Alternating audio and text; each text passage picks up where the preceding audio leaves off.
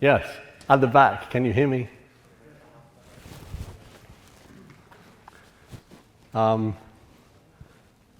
we start? Is there anybody official here?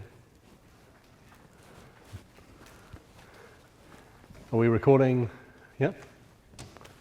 Okay.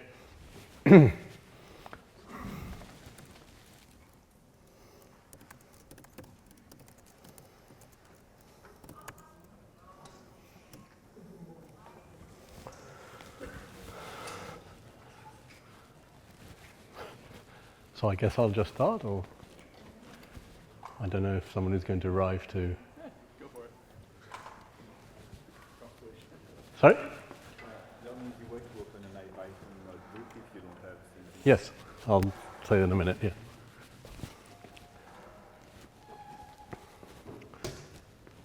Okay, let's start. So, hi everybody. I'm David Sanders. And we're here for a workshop tutorial on Julia. So how many people know nothing about Julia or very little about Julia? Oh, great. Okay. So you're really the audience that I'm aiming at. So this is going to be an introduction, assuming that you know something about scientific computing, or computing at least. And so we're going to see basic syntax of Julia, some issues about how to obtain good performance, and that kind of thing. So I'll be working with these IPython notebooks, or Jupyter notebooks. So I'll discuss that a bit. And they're all online on GitHub in my account. So it's github.com/dpsanders/invitation_to_Julia. And there you can find all the materials I'll use in the talk. So the easiest thing to do is to just click on one of these links, and you'll see the relevant file. You can also go over here to the right of the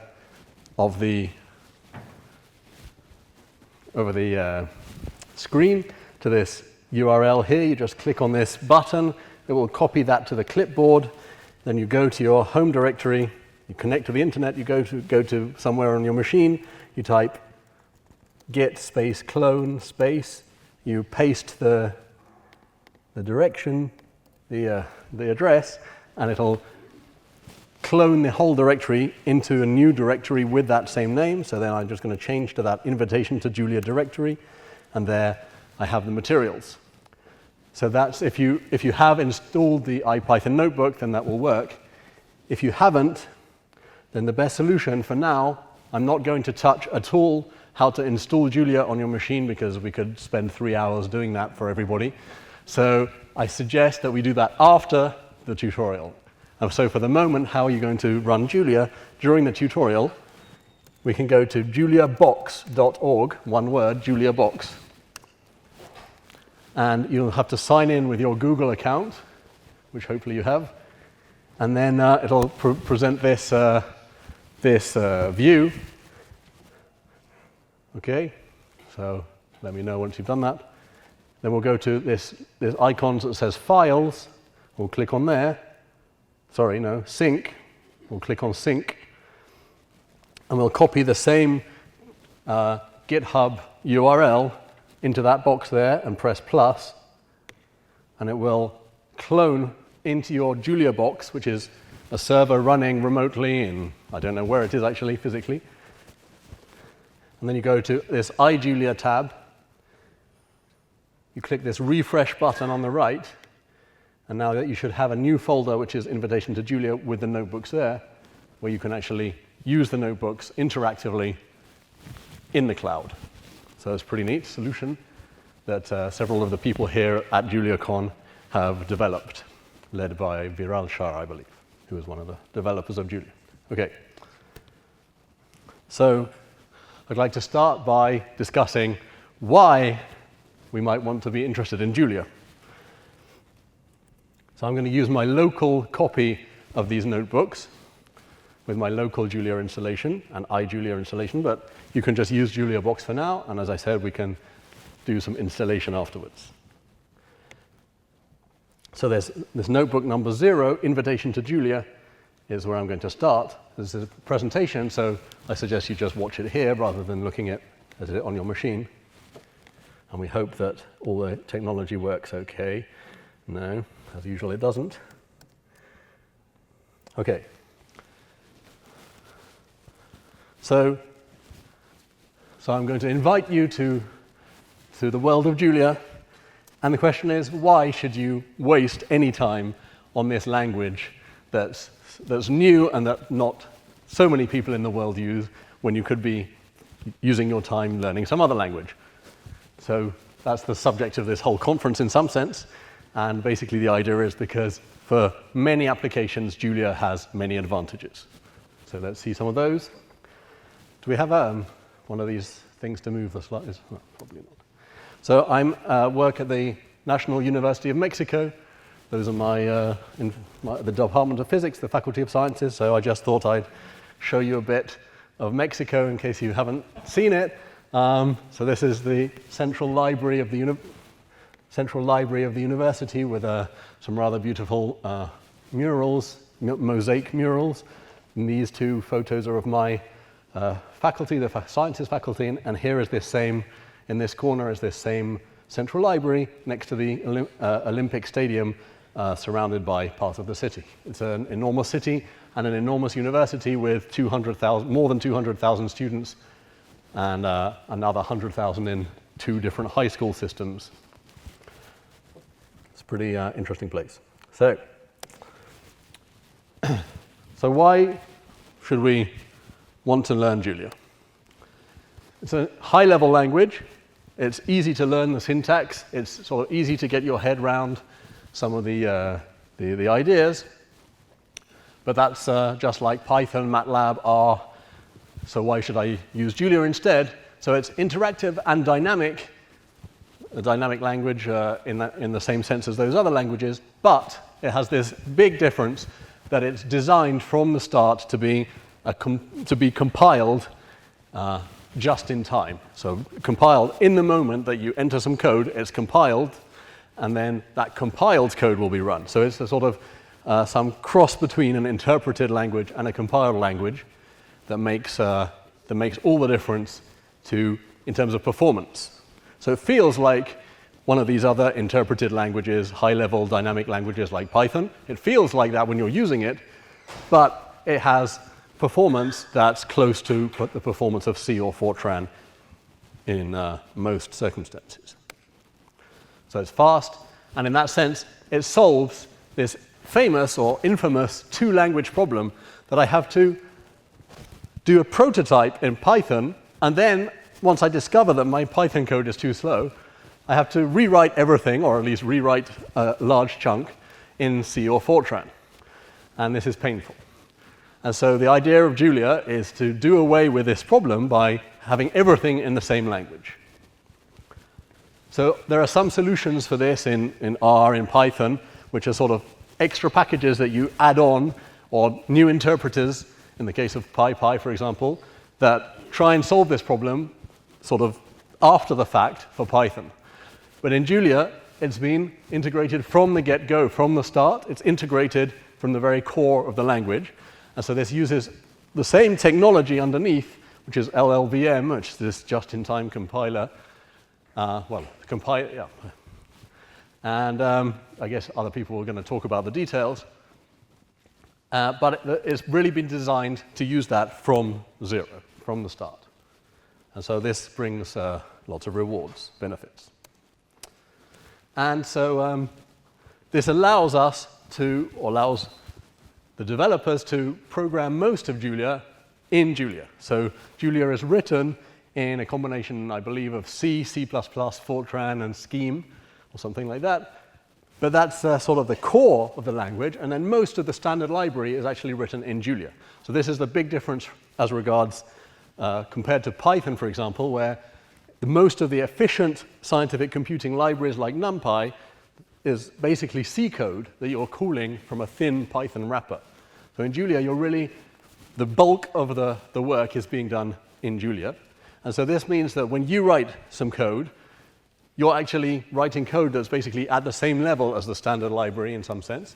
And so it's very so that there's no real difference between being a user and being a developer. Okay, so I'll skip over that.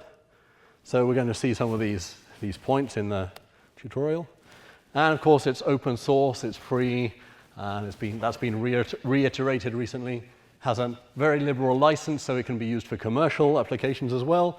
And it's developed, as you can see, by a community that's now expanding rapidly to cover the globe. So I recently gave a talk in Mexico where I had sent the title that Julia was a new direction in scientific computing, but we could say that Julia is really the future of scientific computing. So how do I use Julia? So the easiest way to get started is to use it in the cloud. So we've got Julia Box, that's one option, and there's another option that's quite recent, which is Sage Math Cloud. It's a very nice solution as well, which I saw in action the other day, so we can maybe see that a bit later. There's an integrated development environment called Juno, so I'd like to please remind me to show that at the end. And we can use it from, so once we've installed Julia, we can use it from the terminal just by launching Julia. And then we have this REPL, read eval print loop. So it's basically it's like an interpreter. And we can type Julia code there. And so we have a nice interactive sort of terminal-like application. Or we can use this IPython or Jupyter notebook, which is what I'm going to be doing. So after this tutorial, or after JuliaCon, when you're working on your project at home, you're probably going to hit some speed bumps, so you need to know where to go. So the first place to go is the manual, which is very comprehensive and well-written. There's a mailing list where people respond very fast to questions, as long as you write the questions in a civil and concise way. And so in this link, there's a list of resources. That's actually a link onto the Julia homepage. There's a list of tutorials, videos on Julia. So once you've read all the tutorials and watched all the videos and typed all the code, you'll be an expert. And I have another tutorial that I did a week ago in France called Hands on Julia. So the difference there is that it's designed as a series of exercises for you to work through that lead you to discover the syntax of Julia, rather than somebody telling you how to do everything.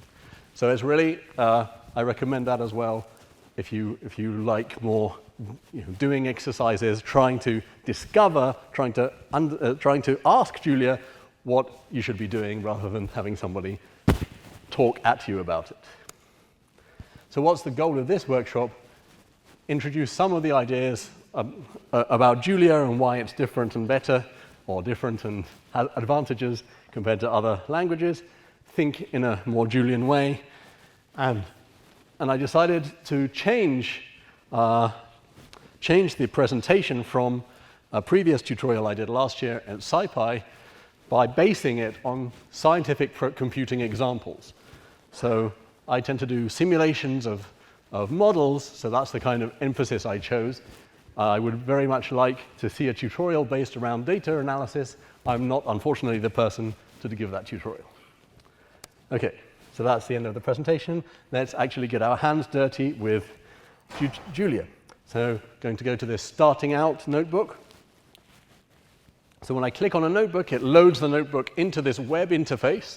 So this is the Jupyter notebook, which used to be called the IPython notebook. It's in the process of being changing its name and changing the way it works a bit. And so it's an environment that allows me to mix text, let's say rich text, equations, code, and figures. So it really provides an environment that enables me to, let's say, produce a reproducible document that documents my entire computational workflow. Yeah, please do ask questions. So if I run JuliaBox, Yeah. it doesn't look anything like this. It wouldn't have anything. It would look exactly like this. That's the amazing thing about JuliaBox. So let's go to, this is now JuliaBox, right? This is the other tab. So I click on starting out.ipynb and I get exactly the same view. So this is the advantage of having an application that runs in the web browser. It doesn't matter whether it's running locally on my system or remotely, as long as I have a decent internet connection. I can see exactly the same thing. And I'm going to interact here just as I'm going to do on my local machine, and that's fine. Thanks for the question. Please do interrupt and ask questions. OK, so now I'm going to get confused about where I'm working. So this is my local version, so just so that I have the record of what I did here. OK, so I'm just going to start by posing an example problem from scientific computing and use that as the motivation to introduce all of the basic syntax of Julia. So the sample problem is to calculate a zero or a root of a nonlinear equation. So I just want to solve this equation, f of x equals 0. So sorry, let me clean this up a bit. So if I go to this view here and I toggle these things, I can get rid of all that noise up there. OK. So as I said, I can mix, here. So I do actually want to show that. So if I put this toolbar back and I click on this cell, I can see that it's what's called a markdown cell. If I double-click on this cell or I press Enter, then it gives me the text of the cell, which I'm editing in a markup language called Markdown. So it has these capabilities to do italics is done by putting stars around a word. I can put formulas using LaTeX using dollars. And so when I press Shift-Enter, it will evaluate that cell and render it in Markdown. And if I have internet access, it will use MathJax to render the equations in this beautiful way. OK, so what's the Newton method? It does this iteration, and that iteration is supposed to converge to a root, to a 0, to a value of x that solves this equation, f of x equals 0. So if I do this over and over again, feeding back the previous value into this formula, this is supposed to converge to a root, or it might converge to a root. So that's what we're going to try and implement in Julia to motivate, exactly what I'm going to introduce. So I'm going to mix that discussion, the mathematical discussion, the Julia discussion, and the IPython notebook discussion.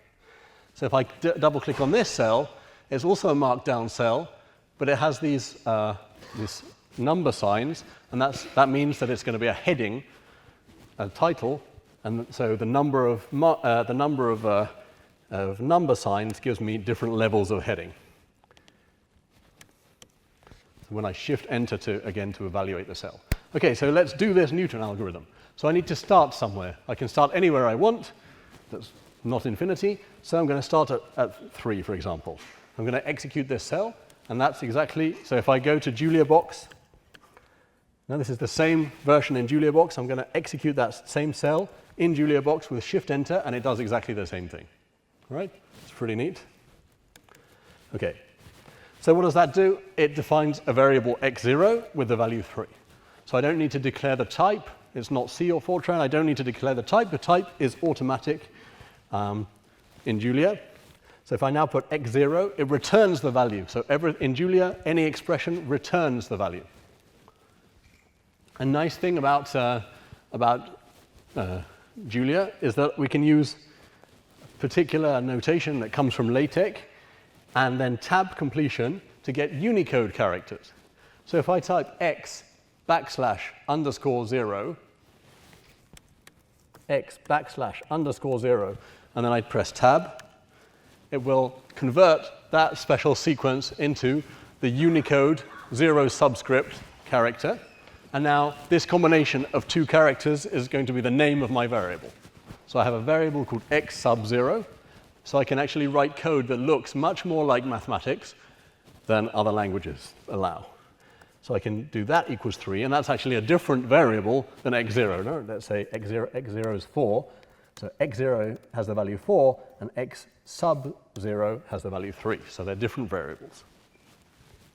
So what I did there was added a new cell in the notebook. So that's you can do that with one of these one of these symbols or insert cell below, not insert a cell, or you can do it with a keyboard shortcut, which in this case is Escape B for below, or Control MB. And all of those keyboard shortcuts are listed up here in Help. In keyboard shortcuts, here's a list. There's a lot of keyboard shortcuts so that you can do editing without having to use the mouse. So you have to play with it to get used to the interface.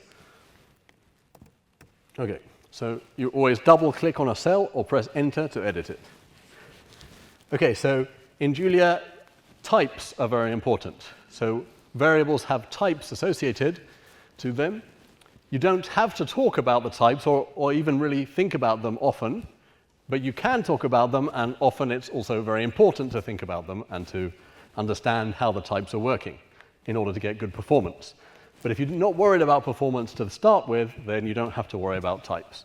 But each variable does have a type, and we can find it using the function typeOf, and it returns the type. So in this case, we see that it's a 64-bit integer. So on my machine, I have a 64-bit machine, so the default word size is 64 bits. If you have a 32-bit machine, you might find the answer is int32.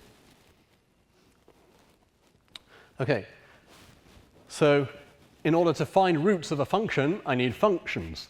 So Julia has this beautiful mathematical style syntax to define simple functions. Just f of x equals x squared minus 2. So if I execute that, it defines this function f. So what is f? F is a function, a so-called generic function. We'll see what that means later. And Julia has first-class functions, so I can just talk about the function by giving its name. And I can apply it to the value, to the variable that I've already defined, and it calculates what it has to calculate and returns the value. Yep. Then I need the derivative function. So I'm going to, for the moment, I'm going to code the derivative by hand. I'm just going to tell it what the derivative of this function f is. So I need that because that comes, this f primed is the derivative of the function f, and it comes in the Newton method. So I'm just going to tell it what the derivative is of this function. And so I would like to do that like this. F apostrophe of x is 2x. Right, so let's try that. It gives me an error. So it doesn't allow me to use the apostrophe to make the name f primed. And it turns out that that's because the apostrophe in Julia is a special operator that means a transpose of a matrix. Right? So, okay, the error message is not that helpful, but at least I know that there's something wrong with that syntax. But since we have Unicode support in Julia, we can actually use Unicode instead. So we do this f backslash prime, right? F backslash prime, and then I press tab, and it turns the backslash prime into a Unicode version of this prime, right? Which looks a bit different in my font. And then I evaluate that, and I've defined a function whose name is f prime, right? Is that clear? That's right, yeah. So you might think that that's not a very good idea. Depends on your application, yeah. You can also just call it f underscore prime, right? There's no problem with that, yeah. But if you like your, I mean, you know, code, people often say that code is read more than it's written. And so if you could read the code and you see f prime, you sort of immediately know what it means. And then, okay, it's a bit more nasty to write it. Or you can just copy it, copy that expression and paste it, and it'll work. Are there any experiences with like larger code bases that use Unicode variable names heavily? Right, so I guess I should be repeating the questions for the recording.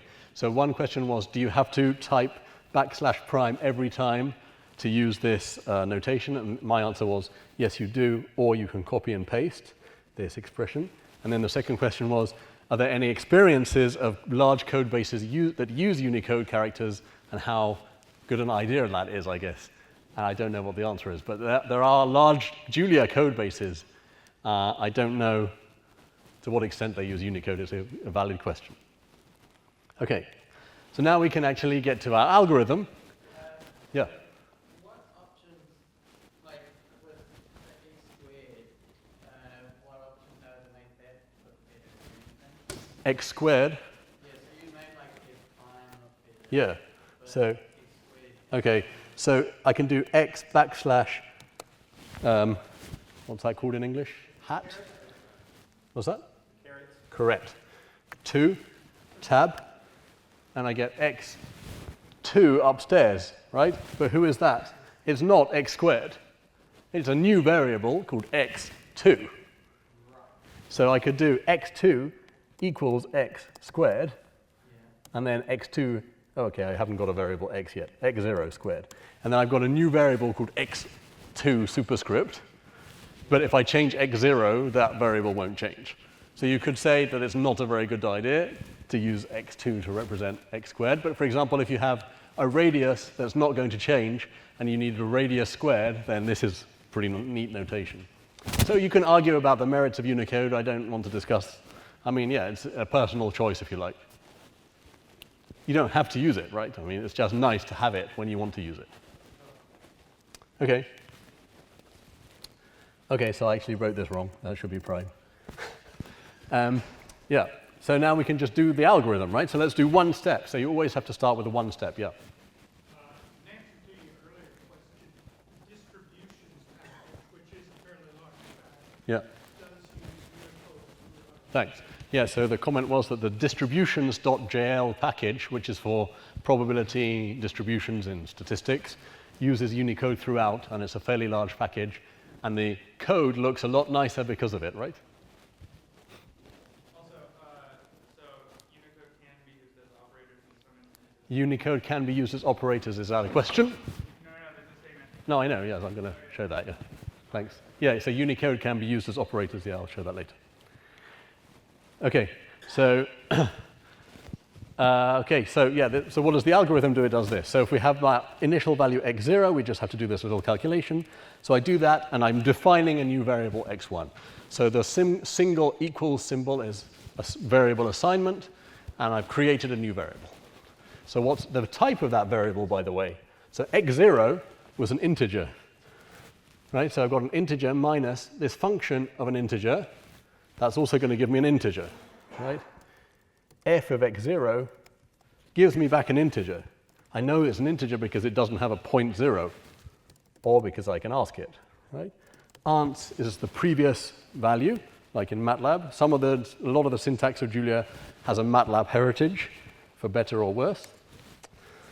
So it's an integer, but then when I do this division of these two integers here, it gives me a float, right? So the type of the answer is a float.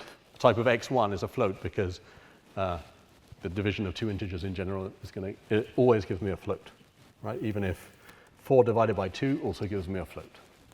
Okay, you just have to bear that in mind. If you need integer division, of course, that exists, and I always forget how to do it. I think it's div, and that gives me integer division, right? That gives me truncated integer division.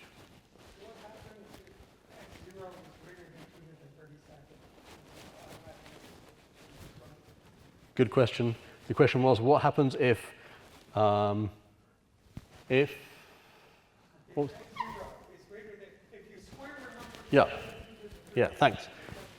Right, yeah, so if I have x that's 2 to the 62, so that fits inside a 64-bit integer. Now I square it, what does it do? It gives me nonsense. So you have to be careful about that. So that could be an issue if you're doing sort of naive prototyping. You have to be aware that this can happen.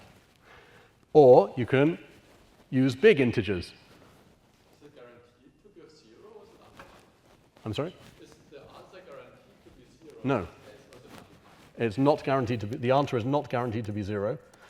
If I do x times, so if I do x equals x times 2, I get some complete nonsense. Because what it's doing is just standard arithmetic with 64-bit integers. And so 64-bit signed integers have a 1 bit that's the sign. So Julia has this neat function called bits. So let's look at that. So x is this value.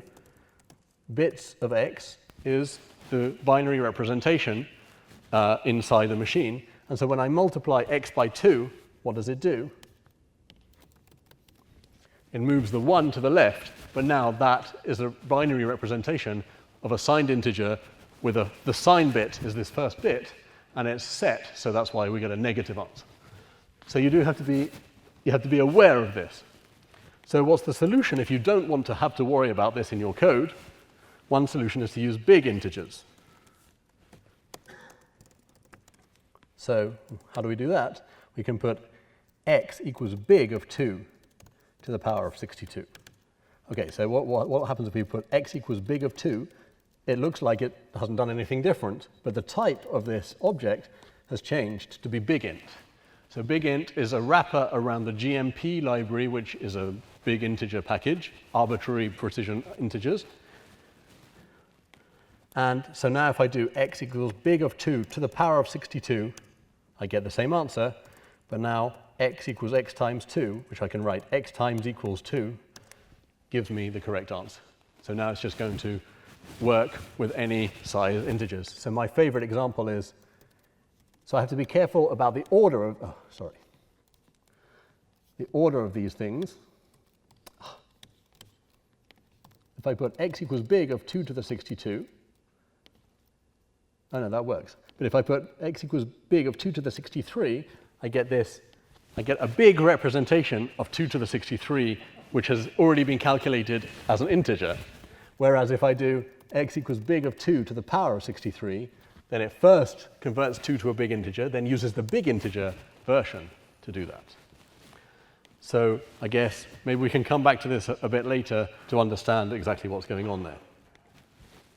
So my favorite example is big of 2 to the power 2 to the power 2 to the power 2. That gives me 65,000.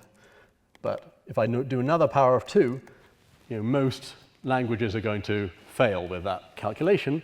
But here we just get the nice long answer. And the Jupyter Notebook automatically sort of gives me this nice wrapped version of the window, right? So it's pretty long. It's actually got 19,000 digits. So how can I calculate the number of digits in this answer? Yeah, make it into a string, and then calculate its length. That's the number of digits. Okay. So if I click on this bar at the left of this thing, I can extend it to the whole output, or I can just hide it completely. That's a nice feature of the notebook. Okay. So what's the next thing we need to do? I need to be able to repeat this operation, this step. This is one step of an iterative algorithm. I need to repeat it, so I need iteration. Okay, so how do we do iteration in Julia? So Julia has for loops and while loops. That's the only iteration constructs it has natively. So let's start with a for loop. So I can write it like this. So I've got this 1:5. That's going to mean that all the numbers, all the integers between 1 and 5 inclusive, and this print line just going to print out the value with a new line at the end. That's a function, so it needs parentheses. And so, what's the syntax in Julia for blocks of code? We always have to end with the keyword end. Right? This means that we can have a pretty large amount of freedom about the exact layout of the code. Indentation is not significant in Julia. No, so I can just unindent this and execute it, but now it looks just much more ugly. So we always use indentation, and in fact, the notebook automatically indents it for me, or Juno does as well, or even the REPL, I think. Yeah, for E and 1 to 5. It doesn't. Okay. Anyway, yeah. So we should always have indentation, but you strictly don't need it. But there are rules about certain elements of white space that you have to sort of just learn by trial and error. Okay, so what's happening here? So I just takes all these values. It's like a for each. So I takes all these values in this object, this 1 to 5 object. So, right, but I is local to this loop. It does not exist once I finish the loop. Once the loop finishes. So how does this work? So what's this 1:5 thing? So let's just ask Julia what it is. And it tells me it's 1:5, so that's pretty unhelpful. But what's the type of this object? It's something called a unit range. So Julia so it's not the set of integers 1 to 5, right? So this is like this range versus X range issue in Python 2. Anyway, we're not talking about Python, so yeah, it's just an iterator that goes through all of these elements and produces one after the other. So later on we'll see how that works. If I want to see exactly which elements it's producing, I just use this collect function. I pass it this range object, and it gives me the collection of all of them as an array. So that's another new type. So this is the sort of basic Julia object that contains lots of data. Right? So this is an array that contains integers with 64 bits, and this 1 is the dimension of the array, so the number of directions in the array. So it's just one-dimensional, so it's a vector. So this is the type in Julia that represents a vector. Okay? So this 1, again, is not the length, the number of elements in this object. That's called length. Length of v is 5, if v is a one-dimensional vector. Okay, so how do I write a vector in general? I just write square brackets like this with commas, and so that defines a vector called w, right? So if I do that, so in the notebook I can put Control-Shift-, and it splits up the cell into 2 different cells. So I define that, it just creates this array and calls it w, and now I can iterate over that array as well and print out twice each element. So I just takes each value in the array one after the other, and I can manipulate I like I want. Right? Okay. So I have these 2 different things to keep in mind again, ranges and vectors. So let's implement the Newton method. So we're going to start with an initial condition, and we're just going to iterate this thing 10 times to start with. So we'll put x new is x minus f of x over f primed of x, and we'll print out which number step in the loop I'm working on, and the new value, and then we'll put the new value back into the old value. And we can see what's going on. So often my students write some code, they run it, and it doesn't work. And they say, it doesn't work. I don't know why it doesn't work. And I say, why doesn't it work? I don't know. And so what's the answer? Print out what's going on, and you'll see what's not working. Maybe, if you're lucky. Okay. Certainly, you'll see more than if you don't print anything out. So what we can see here is that it converges. Well, actually, we can see that it doesn't converge. It oscillates. This was quite surprising to me when I saw this. It oscillates between 2 values, right? So the nice thing about the notebook is I just go back and change this to 20, and now I do it 20 times, right? I re-execute the cell, and it does it 20 times instead. So it oscillates. It's a bit bizarre. But anyway. So it doesn't converge in the mathematical sense, let's say. So the Newton algorithm is actually a bit, it's not so great. I mean, it converges very fast if you're close to a root. Well, it doesn't converge here. Anyway, whatever. So we're not talking about the Newton algorithm, really. Just a motivating example. Okay, so we can see that the Newton algorithm converges to the square root of 2, right? That's the square root of 2 at the end, because we're solving x squared equals 2. And, okay, nice. So basically, we can now do, with what we've seen so far, I think it's probably fair to say that we can almost do any calculation that we need to do, just with what we've seen. No? Is there anything else we need to? Oh, yeah, no, with conditionals, I guess. I guess I forgot to include conditionals. Okay, sorry. So conditionals are, well, okay, let's do that later. So it's just if, else if, and end, right? So remind me to do that. So I forgot to put that in here. Okay. So it converges, right? Okay, so let's see where does this method converge to, right? Because there are 2 square roots of 2. There's a positive one and a negative one. So depending where I start, I'll converge to a different place. Right, so I'm going to put a collection of initial conditions, right, which I'm going to call initial conditions. So I'm a big believer in variable names that are actually meaningful, long variable names, right? But of course, long variable names are really a pain to type. So what am I going to do? I'm going to put ini and put tab, and it automatically completes the variable name, right? And this is the same in the REPL, initial conditions equals something, ini tab, and it completes it as well. Okay, so it's all very nicely done so that you can use nice long variable names. Okay, so let's have a look. So I'm using the same kind of apparently the same notation as before, but now I included a step size, which is a real number, or floating point number. And actually this particular floating point number I chose is a bit dangerous. So let's put 0.125 instead, because it's a power of 2. Okay, whatever. And so I just did the collect. So I'm defining initial conditions to be a range. I'm just doing the collect so that we can see that it's doing what I want it to do. Right? It's just showing me the answers, and it has this ellipsis here to show that there's a lot of values missing that it's not going to print out. If I really want to see them, to see all the values, I just put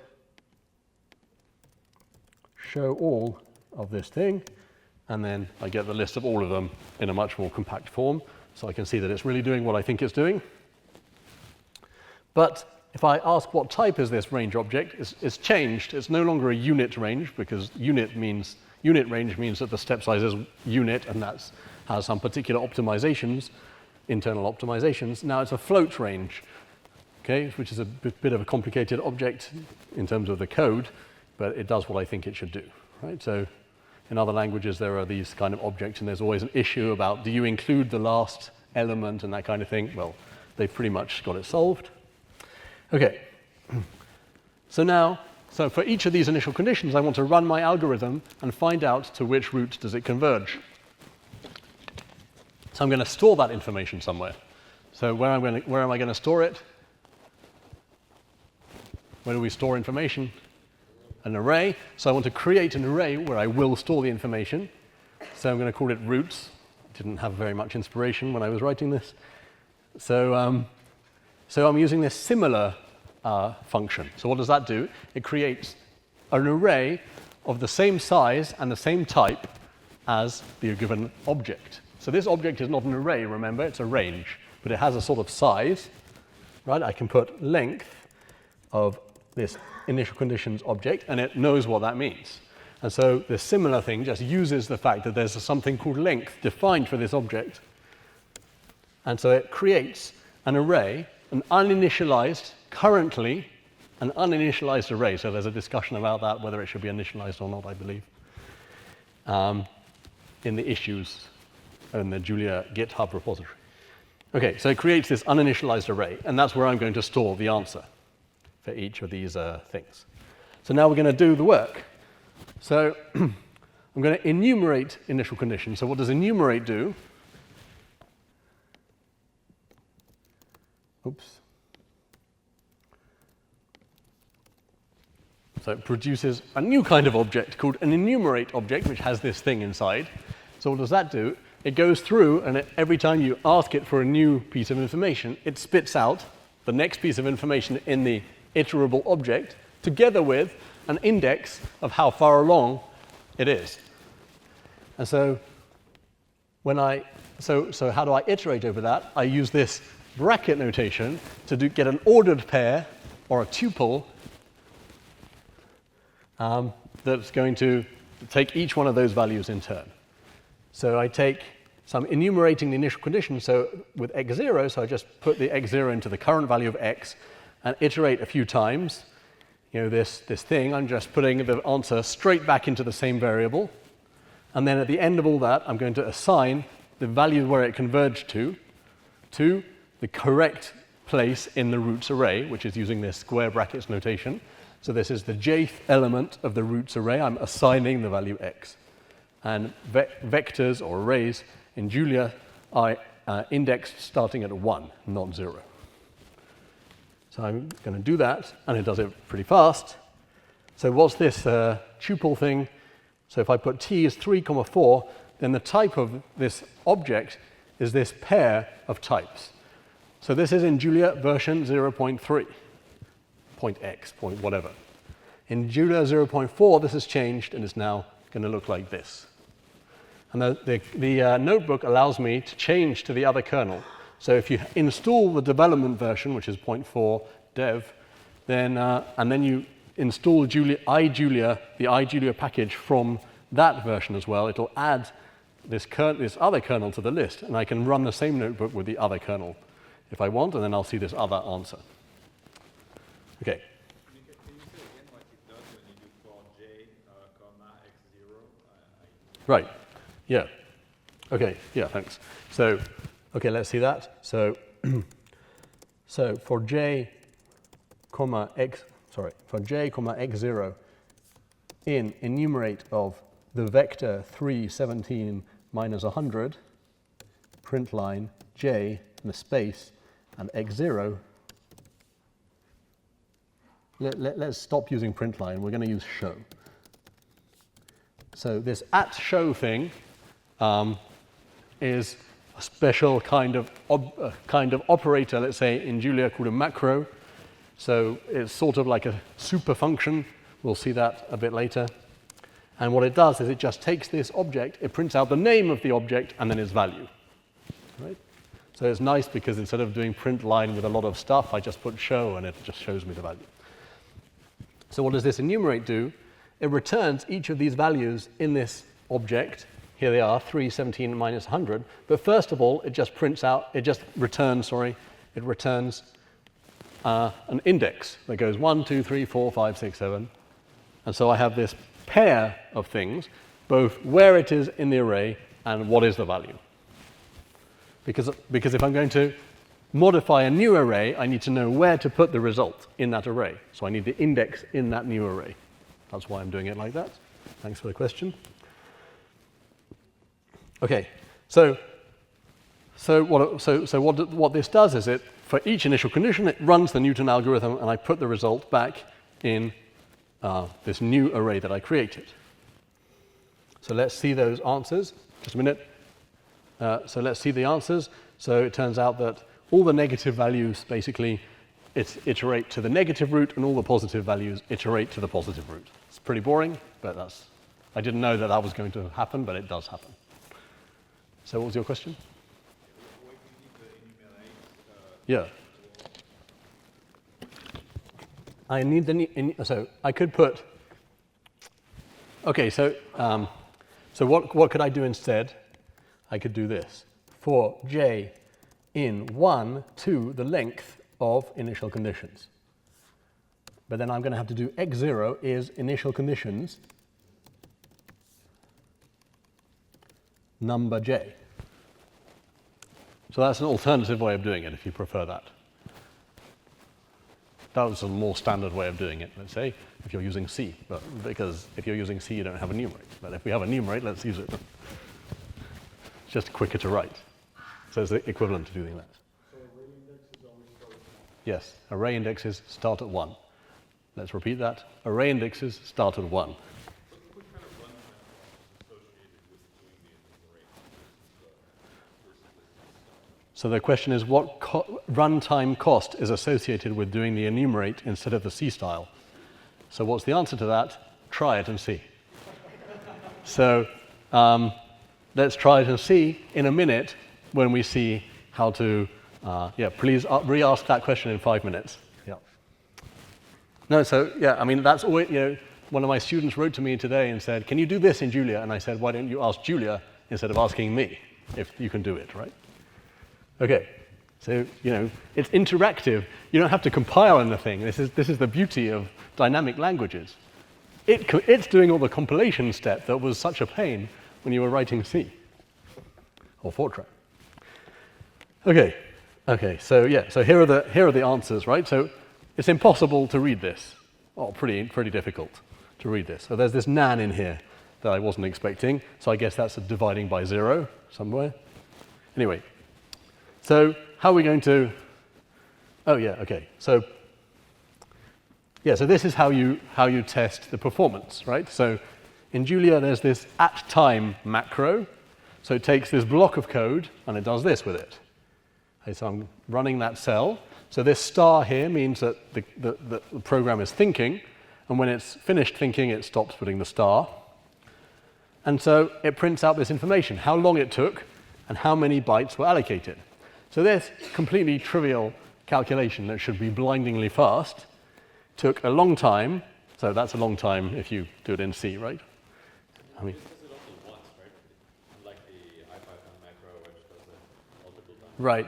I think there is one that does it. The question was, this does it only once. There's an IPython macro or IPython command that runs it several times and takes an average.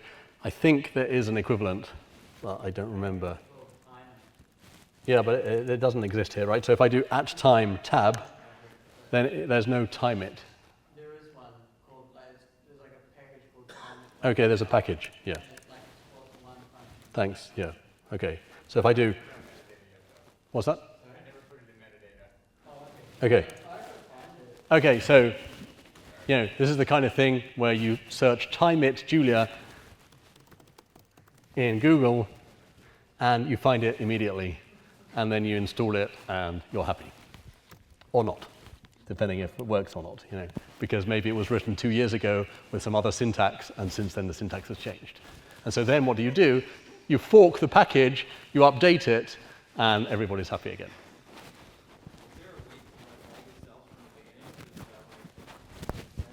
Thanks. Yeah. Is there a way to run all the cells from the beginning if you open some notebook or with a different kernel and you go to cell, run all, and that'll do it for you. You can run all below, run all above. You have to explore, right? I mean, there's a lot of nice things hidden. Okay. So actually, the presentation that I did at the beginning, you know, this dynamic presentation was just a notebook running. So I've got this icon here that I click, and it gives me a sort of presentation view of this notebook that's actually interactive, so I can edit it, you know, in the moment. So it's an interactive presentation running from the notebook. So this was done by Damian Abila, and it's a package called Rise, R-I-S-E. So again, you look up Rise IPython, and you'll find it. And you install it. It's a Python package. You just install it, and then it'll install this extra icon in your Jupyter notebook, and it's beautiful. Okay. So now I've completely messed up my... Sorry, so you sort of assumed that we're familiar with Python. What is the connection between Julia and Python? Yeah, good question. What's the connection between Julia and Python? I don't assume that you're familiar with Python. So this interface is now called the Jupyter Notebook, right? Up here, somewhere, there's this Jupyter logo. But it used to be called the IPython notebook. So if you go to IPython, like little I, python.org, then you'll find information about that. So it's in the process. So the point is, it was originally developed as an interactive interface for working with Python. But then they realized that actually it was an interactive interface, and it didn't really have anything to do with Python. It's just an interactive interface for doing computing. And so now they're separating out the part that's not to do with Python, and they're calling it Jupyter. And so they're in the middle of that process. Actually, I think it's kind of nearly finished. And Information there. Jupyter stands for Julia, Python, Erlang. no, R, actually. Yeah. R is an R? Yeah. Okay, R. Yeah. Yeah, so the name Jupyter is kind of play on words, yeah. So it's this symbol are the moons of Jupiter that Galileo discovered at the start of a new science. And so this is like a new way of viewing science, computational science, so they called it Jupyter, but that's also, yeah, as you say, stands for Julia, Python, R, or at least, you know, that's where the name comes from. Because those are the three languages that originally they wanted to be able to use from this notebook. So you can install kernels to use this notebook for over 30 different languages. And so again, if you do file new notebook, you'll then have a list of all the kernels, all the languages that you can use from this language agnostic interface. It's pretty neat. Okay. So, sorry.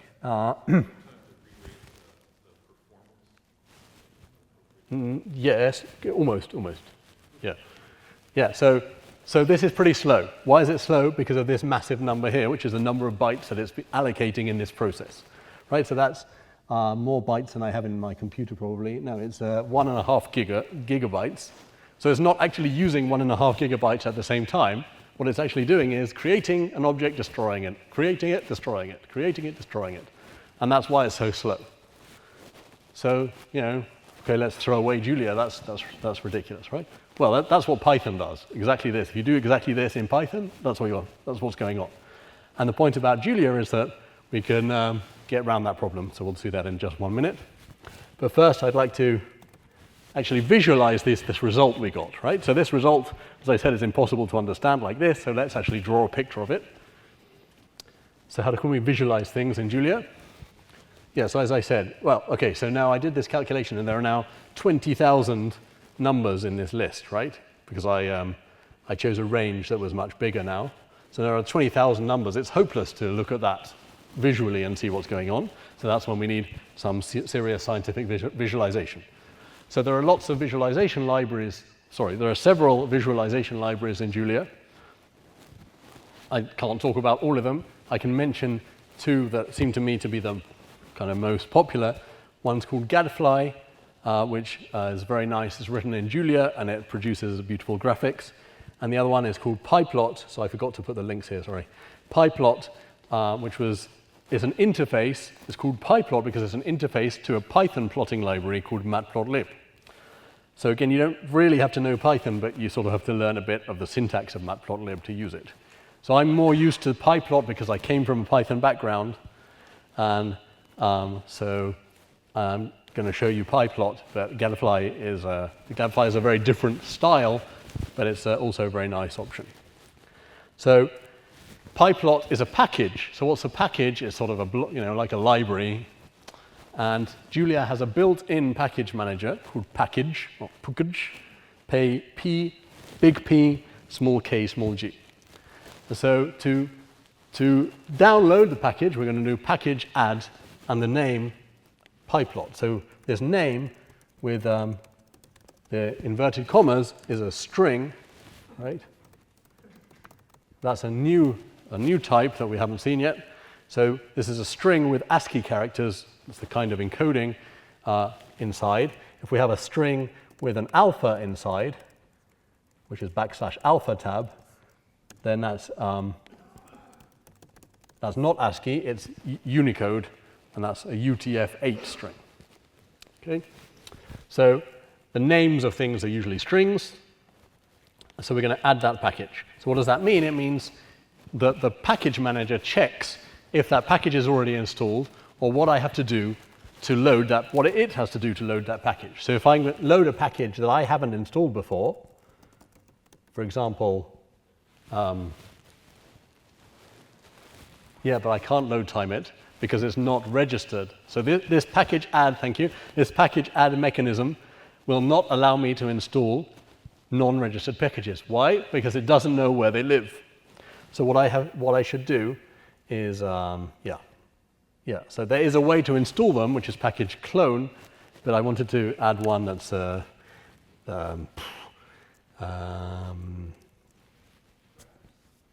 that?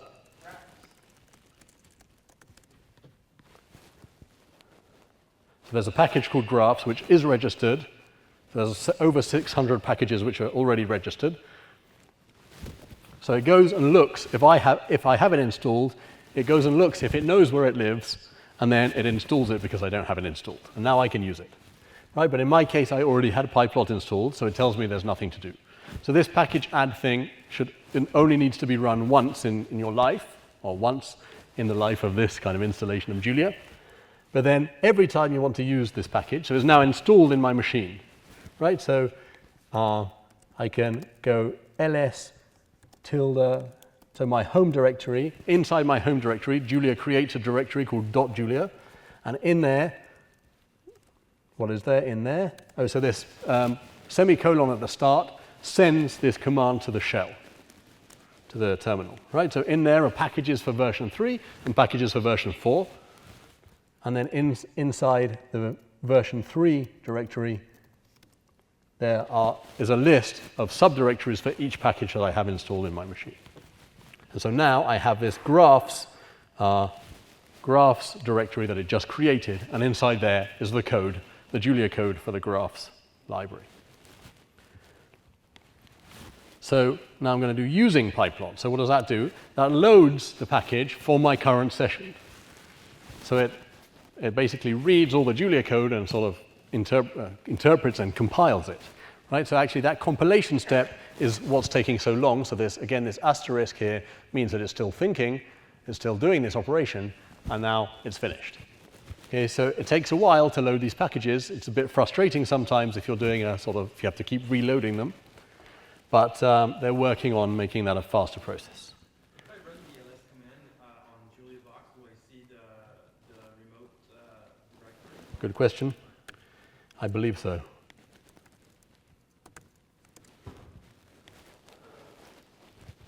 Yes.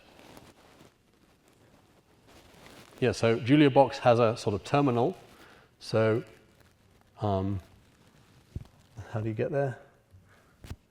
Yeah, so this is my sort of home page in Julia. You just go up here, console, and you actually have a terminal running in your web browser, and you can see. I can't see anything, so there's some problem there. Okay, are any Julia? The JuliaBox people are at this meeting, so you can go and complain to them. Or maybe I did something wrong, but yeah, it's a bit strange. Okay. Okay, so we have to know the syntax of this plotting package, obviously. So there's this figure function where I put fig size equals 6,4 as a tuple. That's the size of the plot in inches. Right, we're in America, so we have to use inches. And then plot roots. So roots, again, is this array, right? So there we see the answer. We just see it. These are 20,000 data points, and we can just see the answer that all my, okay, we can't quite see the answer, sorry. Yeah, I should have, yeah, because I need to tell it what the x-axis is as well. So the x-axis is this range, so I should have returned the range as well, so let me do that. Oh, no, I'm not returning anything yet, no. Okay, oh, it's called initial conditions, yeah, so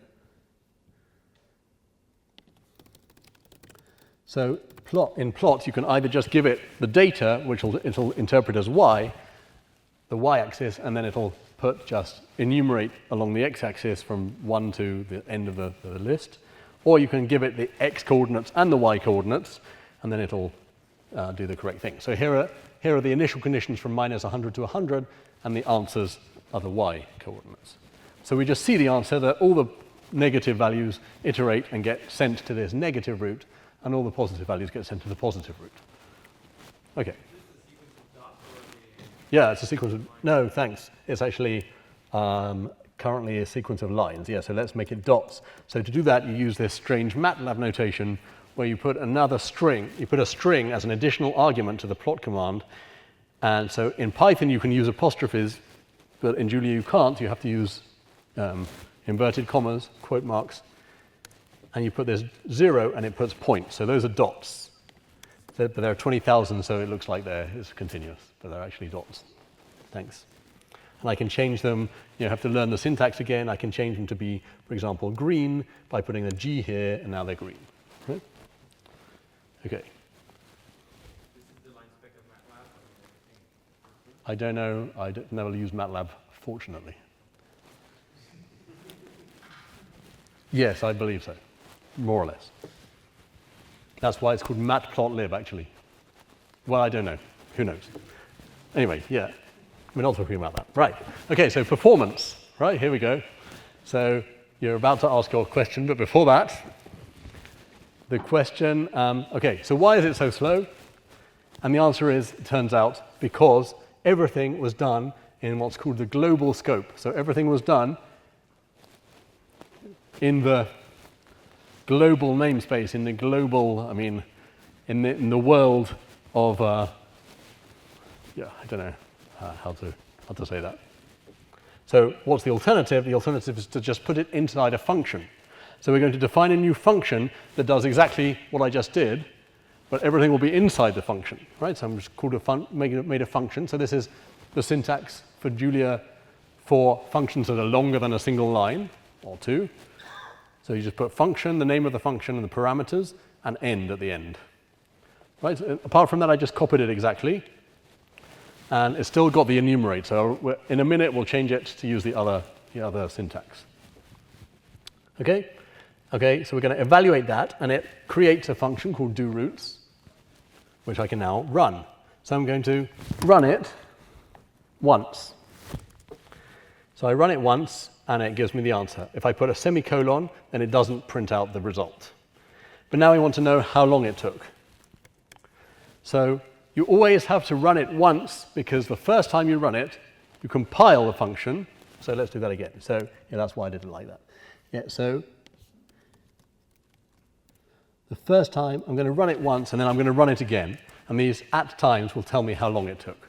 So the first time it took 0.2 seconds, and the second time 0.18 seconds. And the first time it allocated a lot more, but it's doing exactly the same calculation. But the difference is that the first time it compiled the function. So that little pause, there was a little pause. Apart from doing the calculation, it was actually compiling the function to machine code. And the second time we run it, it already has that machine code ready, and so it doesn't have to do the compilation step.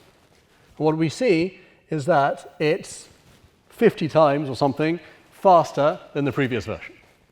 Why? Because it's no longer doing that massive amount of allocation, creating an object, destroying an object. So just putting it inside the function immediately improved the performance by 50 times.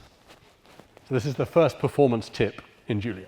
Everything should go inside a function. Why is that? We'll see that a bit later. It's to do with, does Julia know what type the objects are? So here we have not talked about types at all, apparently. But you know, each variable here does have a type. So this range, you know, has floats inside, and Julia knows that. And so what it does is an inference over the types, and it checks what possible types each variable could be. And if we put everything inside a function, it turns out that that mechanism of inferring the types just works much, much better, and that's what allows us to get this performance boost. Yeah. So even if when you create the roots function, so it can still see the f and f prime function that you defined. Oh, yeah, thanks. Yeah, so that's an important point that we'll see in a minute. So this f and f primed are the f and f prime that I defined before in some previous cell, right? So they live in my namespace. So if I put whose. But now initial conditions is now local. Right? I'm sorry? Your initial conditions are now local. Right, yeah, thanks. This version of initial conditions is a local variable that exists inside the function only. Yeah, so that might, yeah, that will cease to exist outside the function, or at least it will be a different version from the global version that I previously defined. So all these variables that I'm defining inside the function are local, but I do have access to things, to objects defined outside the function that are global. And this whose tells me what objects I have defined in the global namespace, and here is f and f prime. So it's calling those functions which are outside, you know, defined outside the function. So this is, you know, sort of not good programming practice in some way. Unfortunately, that's the way to get good performance currently in Julia.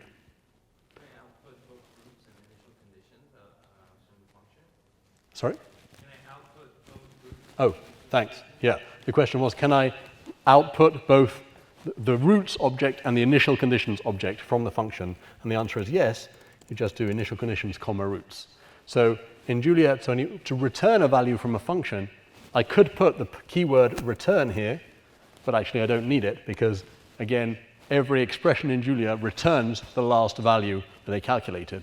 So it's idiomatic in Julia, which means it's sort of common practice and well thought of, to just put the names of the variables that you want to return. And so what this is doing is actually returning a tuple. So I could also put parentheses around here, and it returns this tuple or ordered sequence, but I don't actually need the parentheses, right? So if I can write less, I prefer to write less. If I write less, it's often more readable. Yeah, so if I now do that calculation, and I put do roots, then it actually returns a pair. This parentheses and this comma somewhere, this comma here, are this pair, right? So the type of that object is the pair of this float range and this array. So I'm using Julia 0.3, so I get this type of syntax. Is that clear? Yeah. So I understand you before that the F is calling out to the F. Yes. Define this global namespace. Yeah. Changing out the behavior of the Yeah, yeah, exactly. This doRoots function is calling the version of f that's defined outside the doRoots function, and when I change f, so yes, I could call global variables in here as well. So I can put an f of x, which is x times a, right? F of 3, it tells me that a is not defined. If I put a equals 10, then, then f of 3 is 30. If I put a equals 100, then I don't know what's going to happen. F of 3 is 300. Yeah. Okay, so now we can do your experiment. And I think the answer, so the experiment that we want to not use enumerate, right? So let's just copy that and make a new version called doRoots2. And instead of enumerate, I'm going to do the other style, which is for j in 1 to the length of initial conditions. And then I need to put x equals initial conditions j. Does anybody want to guess which will be faster?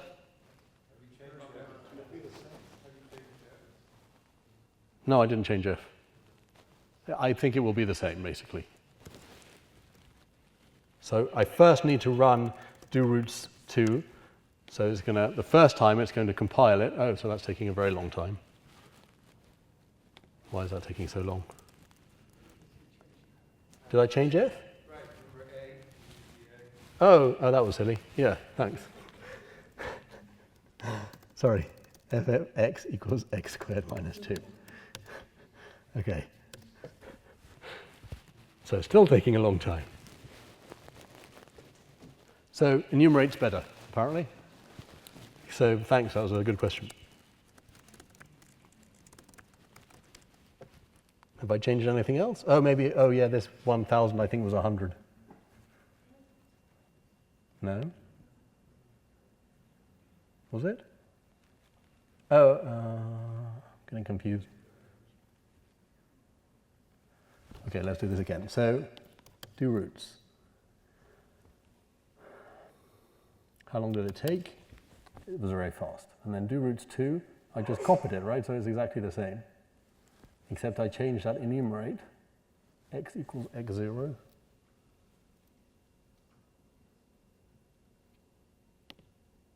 compute the length of the array every iteration?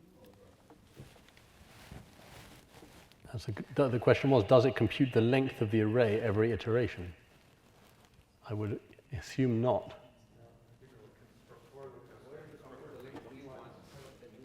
Yeah, it constructs the range once, that's correct, yeah.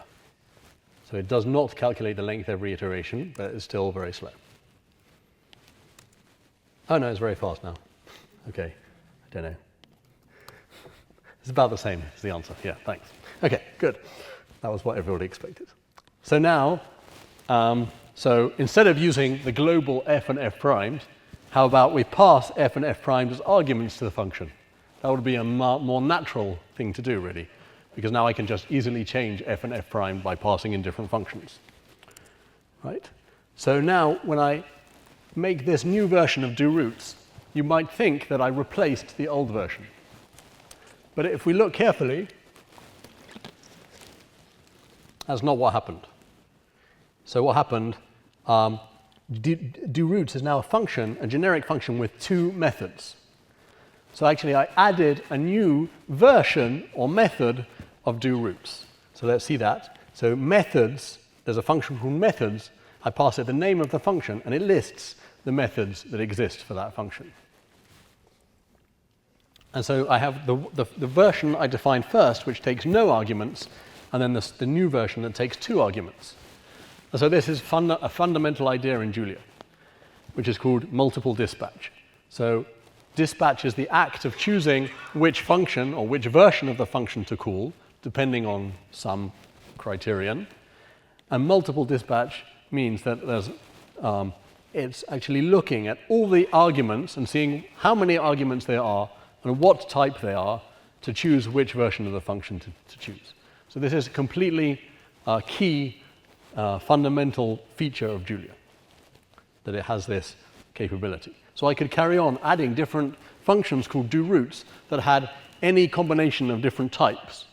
And if it has not seen those different types before, it will add a new method with, which is called when I call the function with arguments matching those types. Question? Is this different from overloading in C? It's the same idea, but taken to an extreme. Sorry? It's more like templating. That's not quite. Templating is when you have like a parameter in the type, so we'll see that a bit later. Well, there is something called partial template specialization in C++, Okay. which I think is probably the closest. Right. Right, there's partial template specialization in C++.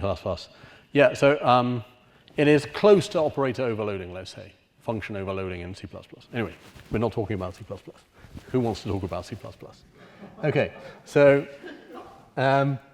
if we do that, then we can now call doRoots and pass in the functions we're interested in. So doRoots f primed, we have to be careful, what does this mean? It's now passing in to this new version of doRoots.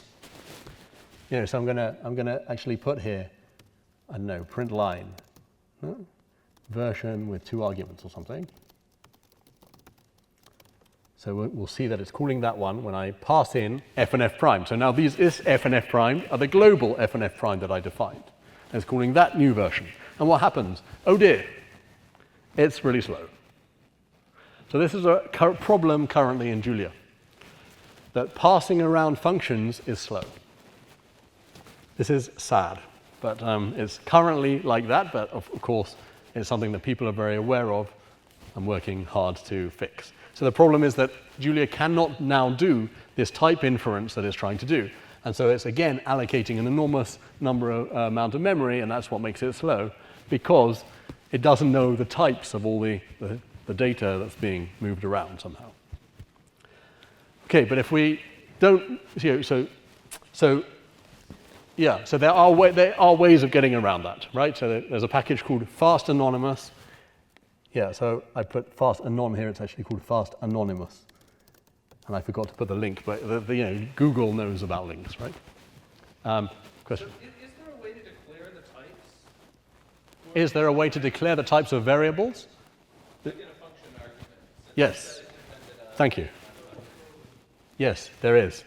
So the question is there a way to declare which types we want the arguments to be? Yes, so I guess I didn't put that in.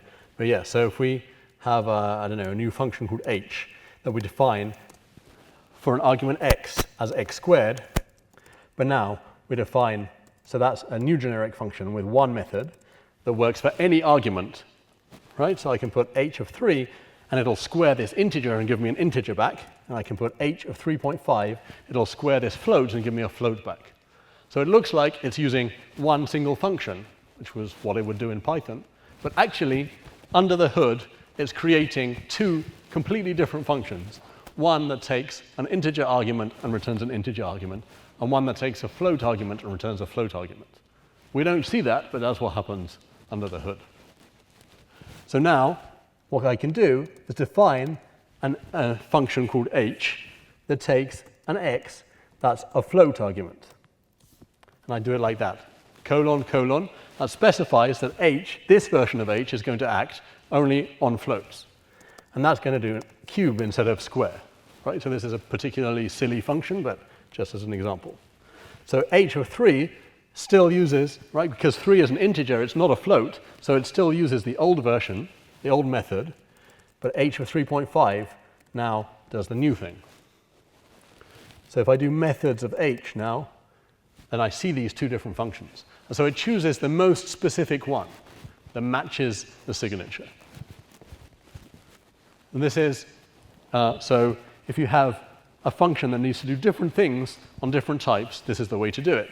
So a good example of that is the absolute value function, right? Because if I do an absolute value of -3, it gives me 3, but if I do absolute value of a complex number, we haven't seen complex, we're about to see complex numbers, 3 plus 4 im, then it does a different calculation, because calculating the absolute value of a complex number is a completely different operation. And so if I do methods of abs, we can see all the things that I can absify, right? All the things that I can take an absolute value of. And so these are all different methods, right? This is very important. So these are all, so it checks not only the number of arguments of a function, but also what type they are. And that's the way it chooses which function, which method to call. So if you fix the types of your function above, would that fix the performance problem? The question is, if I fix the types of the function above the do roots. In other words, if you explicitly typed everything in Yeah. that function, would Yeah. you then recover your performance? Right. If I explicitly typed all the arguments in my do roots function, would that help the performance? The answer is I cannot type functions. I mean, I can type them as being functions, but I cannot tell Julia what the return type of the functions are, which is what it needs to know. At least, you know, at the moment. Okay. Okay, so this other thing that I had here is just another way to write functions, which is anonymous functions. Right, so here I've got an anonymous function which sends x to this x minus 1, x minus 2, x minus 3, and here is the derivative of that polynomial. And so that's another way of calling, specifying a function. So I'm passing these new functions to the code, and that's actually even slower than using these standard functions. But as I said, there's this fast anonymous package, so we can try doing it like with that. So using fast anonymous, you have to install it first if you don't have it installed, and you just put @anon in front of these two anonymous functions, and it doesn't work.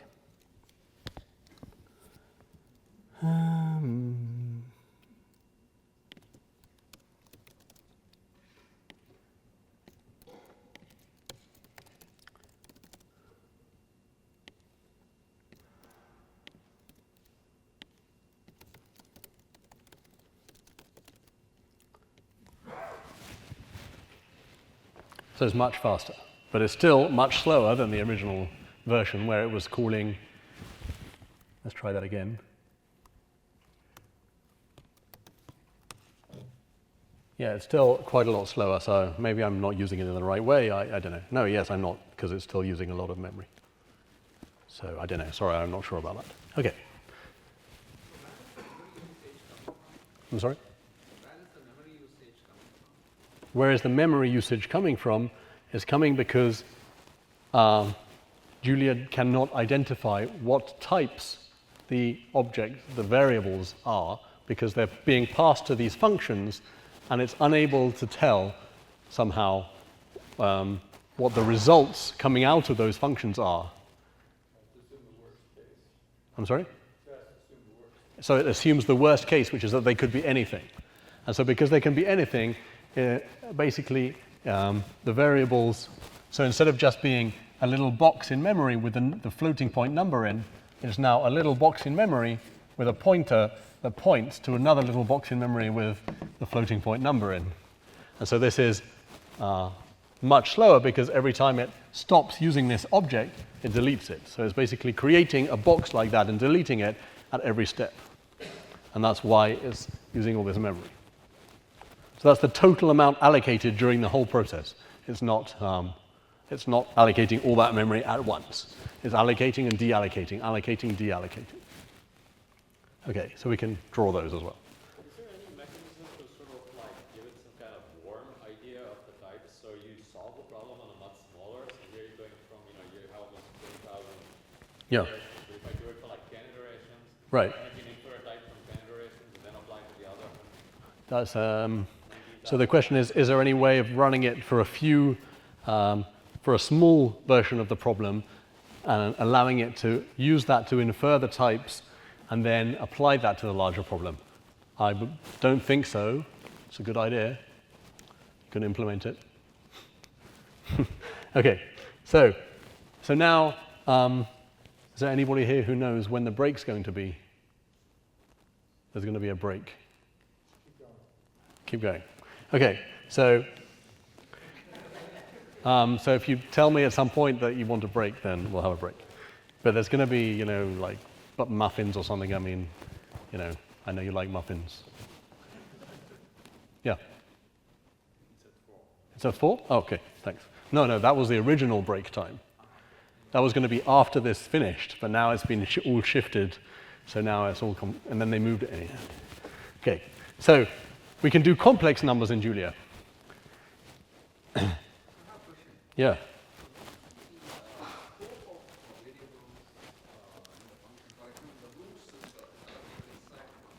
Yeah.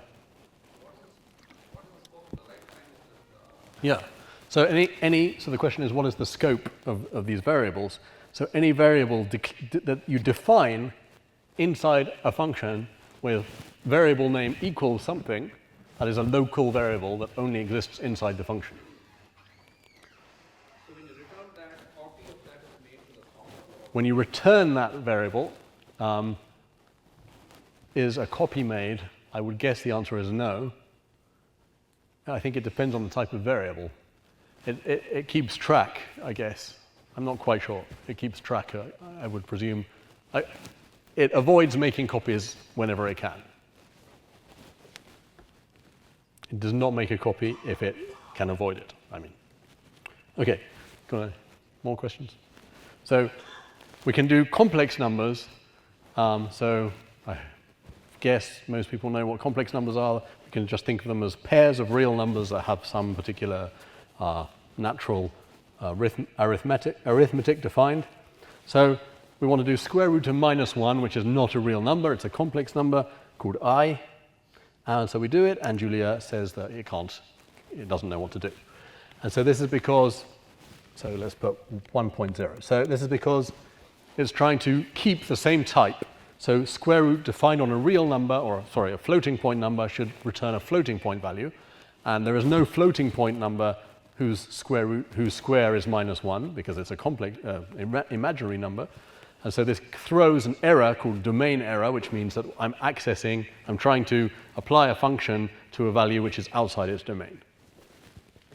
Okay, but so what's going on? So the point is that square root is also a generic function. And so it has different methods. So it has one method that applies to floating point that returns a floating point value, and a different method that applies to complex values.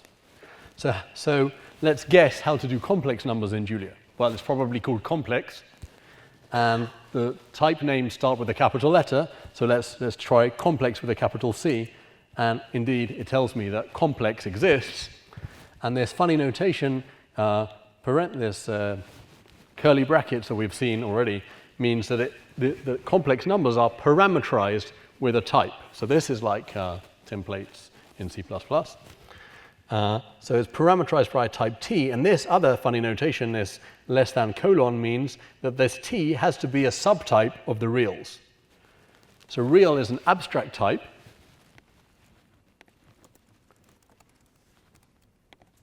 Sorry.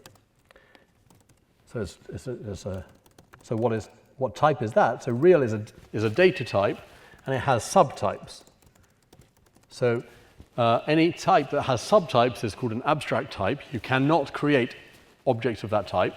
And then anything that's a subtype of that will be allowed if you label a variable as x real. For example, in a function argument, that means that you can put in there any object that's of any type that's a subtype of real. Okay, so it turns out that when you have a type in Julia, you also have associated to the type functions with the same name as the type, which are called constructors, which are used to make objects of that type. So so if I do methods of the type name, it gives me a list of the constructors. And so we see what the options are. We can pass it one real argument, two real arguments, or two arguments of type, the same type T, where T is some real parameter. So let's pass it one argument, 3, and so it constructs a complex number and gives it the name A. So what kind of type is that? What type is that going to be?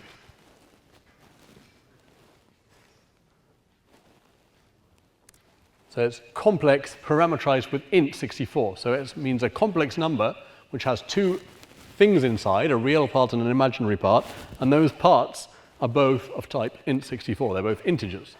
So if I now put, instead of that, complex 3 and 4.5, then it takes them as being, they have to be the same type, so it converts this 3, promotes this 3, which is an integer, to a float, and now the type of the result is a complex with floats inside. So that's what it means, what a parameterized type means. So it's basically the same kind of, sort of the same kind of type, but actually it's different because it has different things inside. So we can also make them directly by using this multiplication notation. So in Julia we can write 3x, so we can write x equals 2 and write 3x, and it does the multiplication without having to write the times. And so here 4.0 im is that kind of multiplication, implicit multiplication. So that's another way of creating a complex number.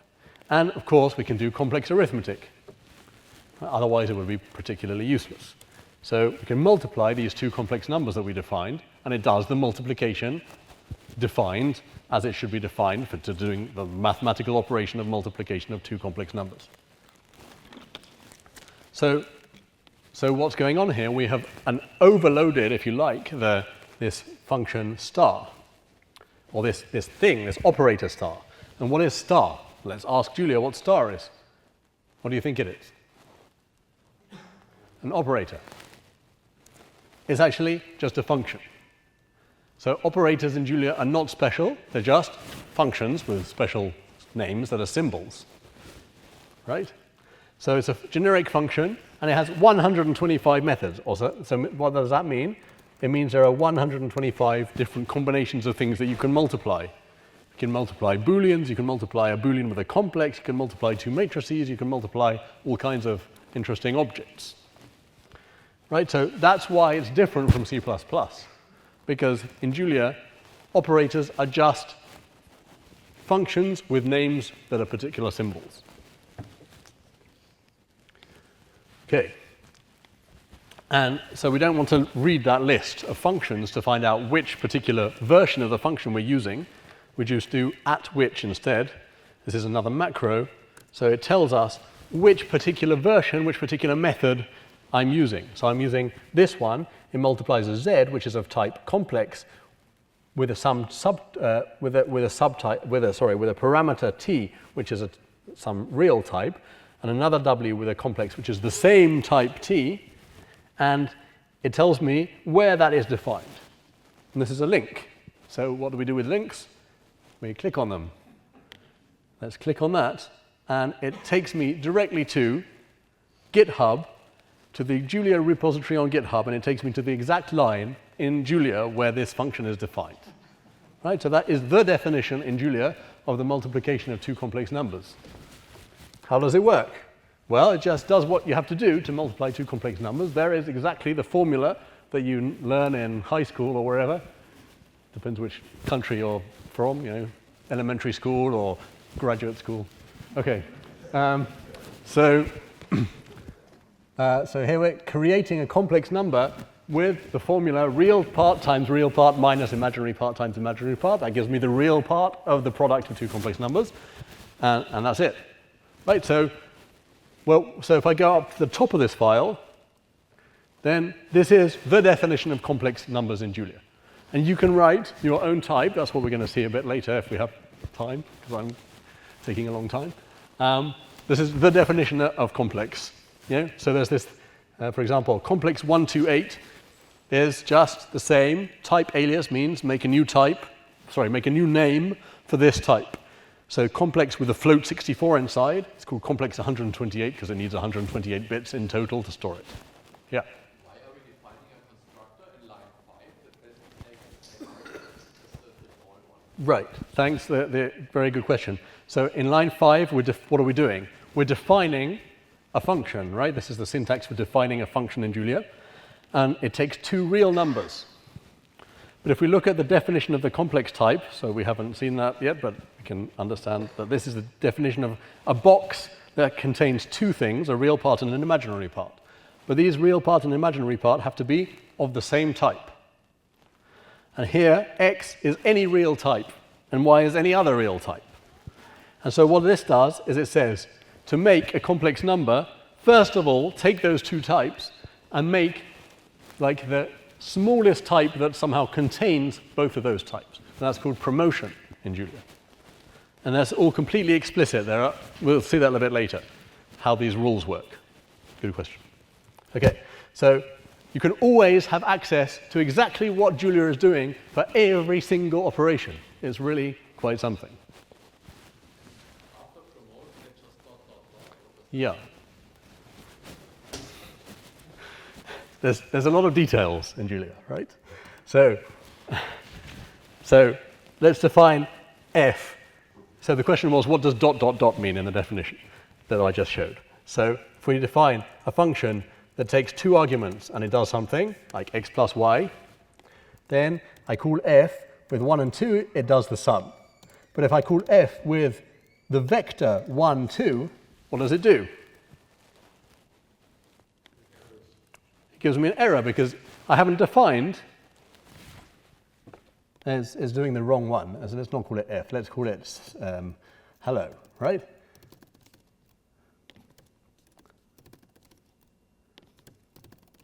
Okay, there we go.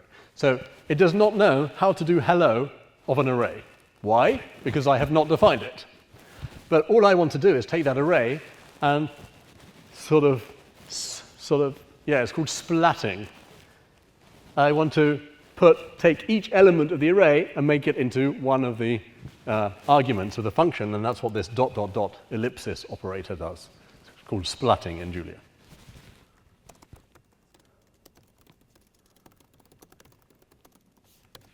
And then it takes 1, takes 2, and it does it. So you can do that with not any object, but any object which has a certain kind of interface defined, which is basically an iteration interface, like a tuple. Okay, thanks, good question. Okay, so there was a comment that you can use Unicode for, I think I've got that later. Yeah, I've got it later. Okay. So all of this stuff about complex numbers was because now we want to do the Newton method with complex numbers. Okay? Why? Because it turns out that I know beforehand that gives interesting results. So let's try that.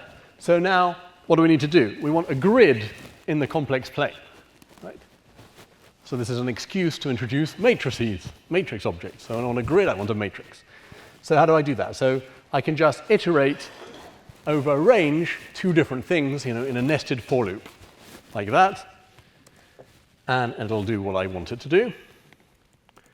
So but I haven't created a matrix yet, but that's starting on the idea. By the way, I can also do that like this for I in -2, 1 and j in -2, 1, like that, with a nice compact notation with both of the for loops in one place, and it'll do the same thing. So you have to worry about which order it does the iteration in, and I don't know what the answer is. You have to think about it every time, usually. Okay, so we need to create a matrix. So we're going to iterate over the initial conditions which are in this grid, right? I've just managed to create a grid of initial conditions. Now I want to iterate over those, and for each initial condition, run the Newton method and store the result in a matrix. So I want to create a matrix. So let's do that. So there are lots of ways to create matrices. Julia is extremely versatile for linear algebra, for any kind of calculations with matrices and vectors and whatever. It has excellent support. So there's almost an infinite number of ways to create matrices. So one of the simplest is zeros. The function is called zeros with a Z for any Spanish speakers. So zeros of 3 makes an array with 3 zeros in it. But it's an array of one dimension. It's a vector, right? Because I just gave it one argument. So this is different, for example, from MATLAB, I understand, where this would make a matrix. But no, this is not a matrix. This is a one-dimensional vector with one index that changes. Now, if I give it 2 arguments, it makes a matrix, which is an array with 2 dimensions. Again, 2 is the number of dimensions, not the size, right? If I want the size, I put size, and that gives me a tuple with the length in each direction.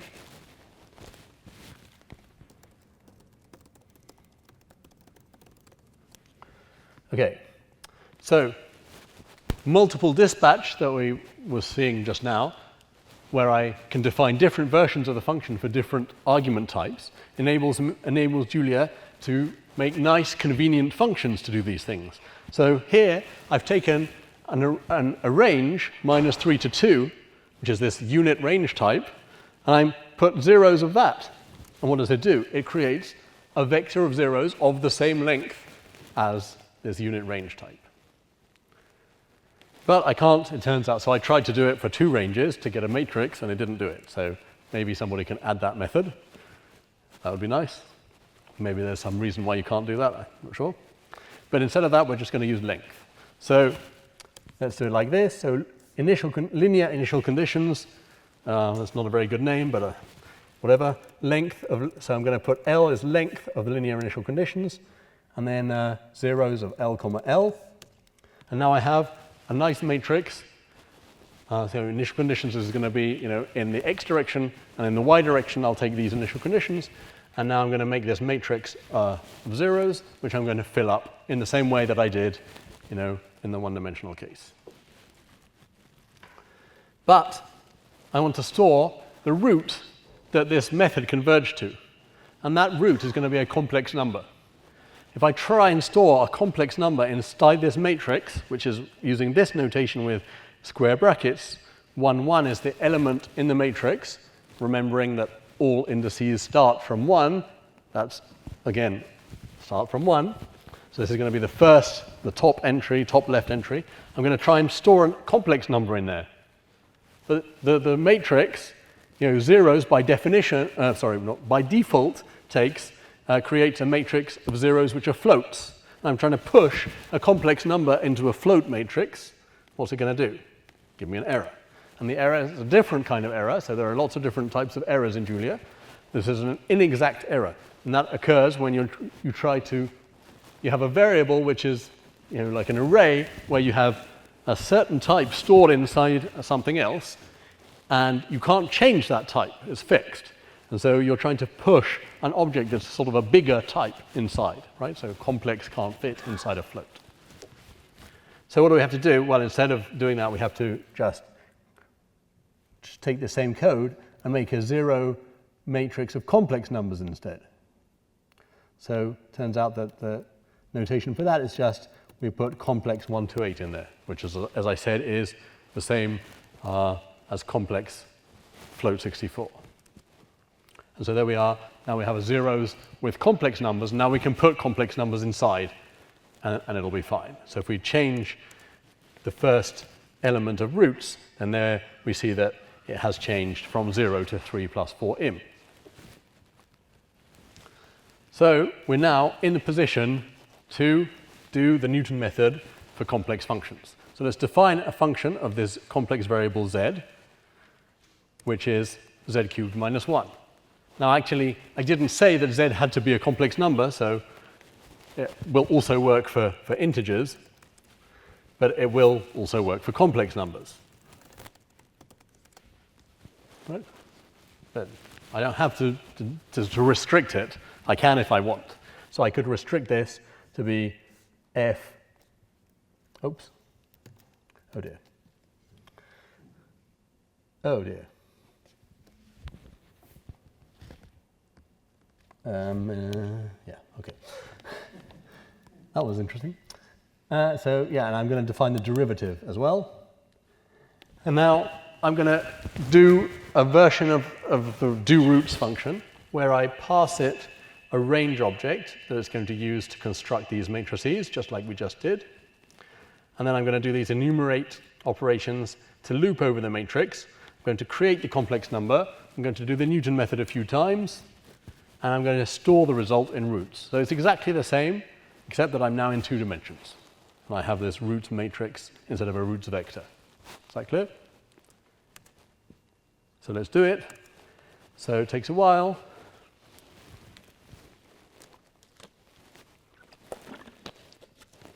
That's taking far too long. Oh dear. That's not pleasant. So that sometimes happens in the IPython notebook, the Jupyter notebook. The kernel died, the Julia process died, and it reinitialized the process. And so all of the variables that I had carefully defined are now lost, and I have to go back and define them again. But actually, they're only just, all I'm interested in are these last few definitions. Hopefully it'll now work. There it is. Okay, so we have a matrix which has the roots that it converged to. Right, so each of these is indeed a cube root of 1 in the complex plane. There are 3 of them. And so, again, we can't analyze this function by I, this matrix by I, so let's use visualization to do it. Let's use pyplot. And there's a function called imshow that shows an image of a matrix. And we're going to take the imaginary part of this complex matrix because pyplot can only work with real matrices. So we have to wait for the package to load, and then, but we can do Shift-Enter various times in the IPython notebook and the Jupyter notebook, and then we'll see each one. And so we find this really picture that's kind of cute, but it's the pixels are too big, so we need to reduce the range.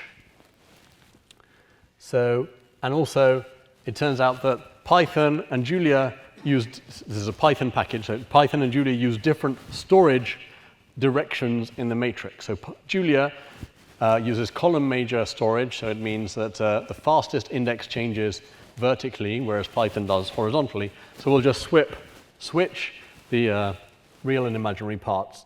That's what I did in this new version of the function.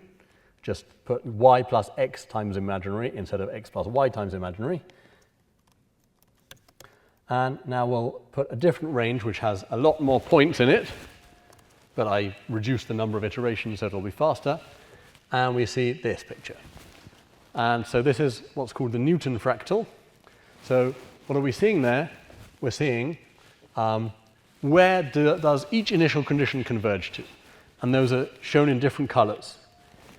And so here there's one root, so I can do that by putting extent equals minus 2, 2, minus 2, 2, and then it'll actually draw it in a sensible way with going from minus 2, 2. So this is, again, you have to know what the imshow package, the imshow function does. So in Julia, you can put question mark with a function name, and it'll tell you the documentation of the function.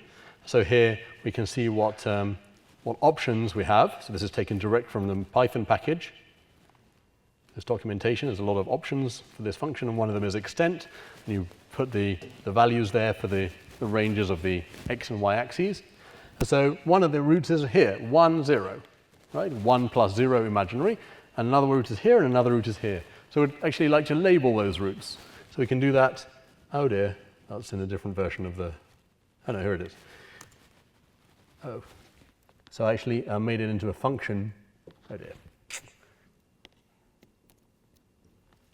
So there's this function in pyplot called text, where I put the x coordinate, the y coordinate, and a string to put at that location. And there's a package in Julia that pyplot uses called latex strings, where I put this L in front of the string, and it converts it into a latex string. And then if I do that, then I can see, hopefully, let's change the color map. I can never remember any of the names of color maps. Does anybody remember any color map names in Matplotlib? Jet, but it uses jet automatically, right? Yeah. Huh? Bone.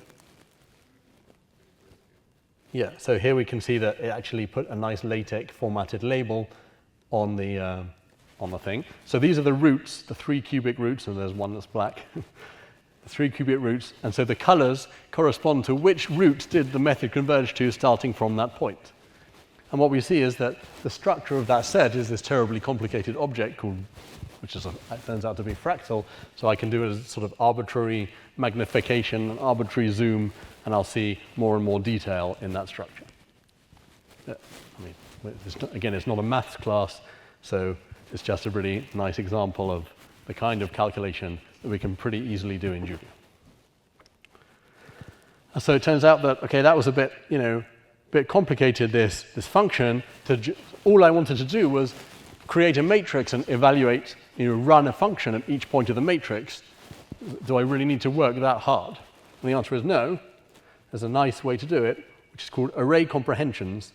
So it's just a way of using a mathematical type notation to create a set or a collection.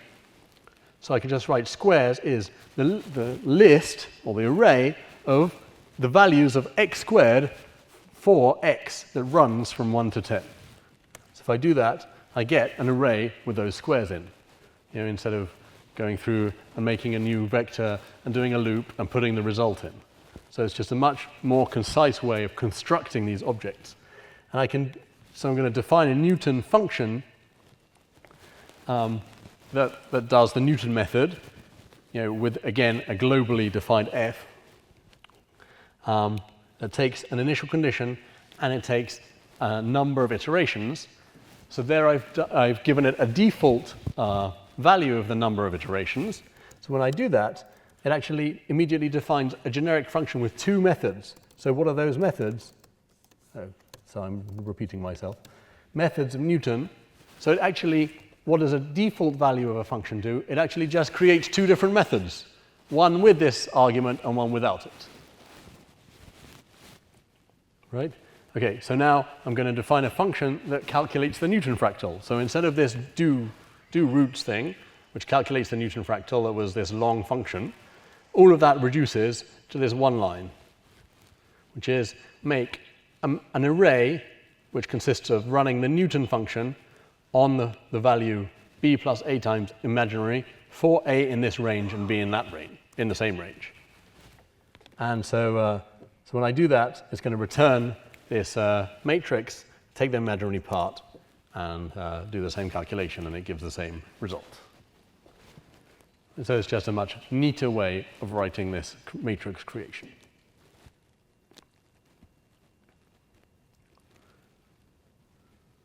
Yeah.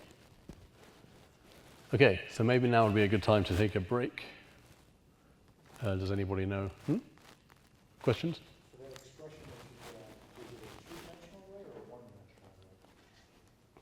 Good question. The question was, is this expression that I had a 2-dimensional array or a 1-dimensional array? Sorry, I didn't actually show that yet. Okay, so let's do that. So Newton fractal of this, what kind of object does it return? It returns a 2-dimensional array because I had 2 for loops in there, right? And so it knows that one of the for loops is over x and the other is over y. And as I said, I can never remember how that works, so you always have to do a small example first to make sure that it does what you want, or just try it out, see if it works, and change them if it doesn't work. Sorry? Is this faster? I'm not sure.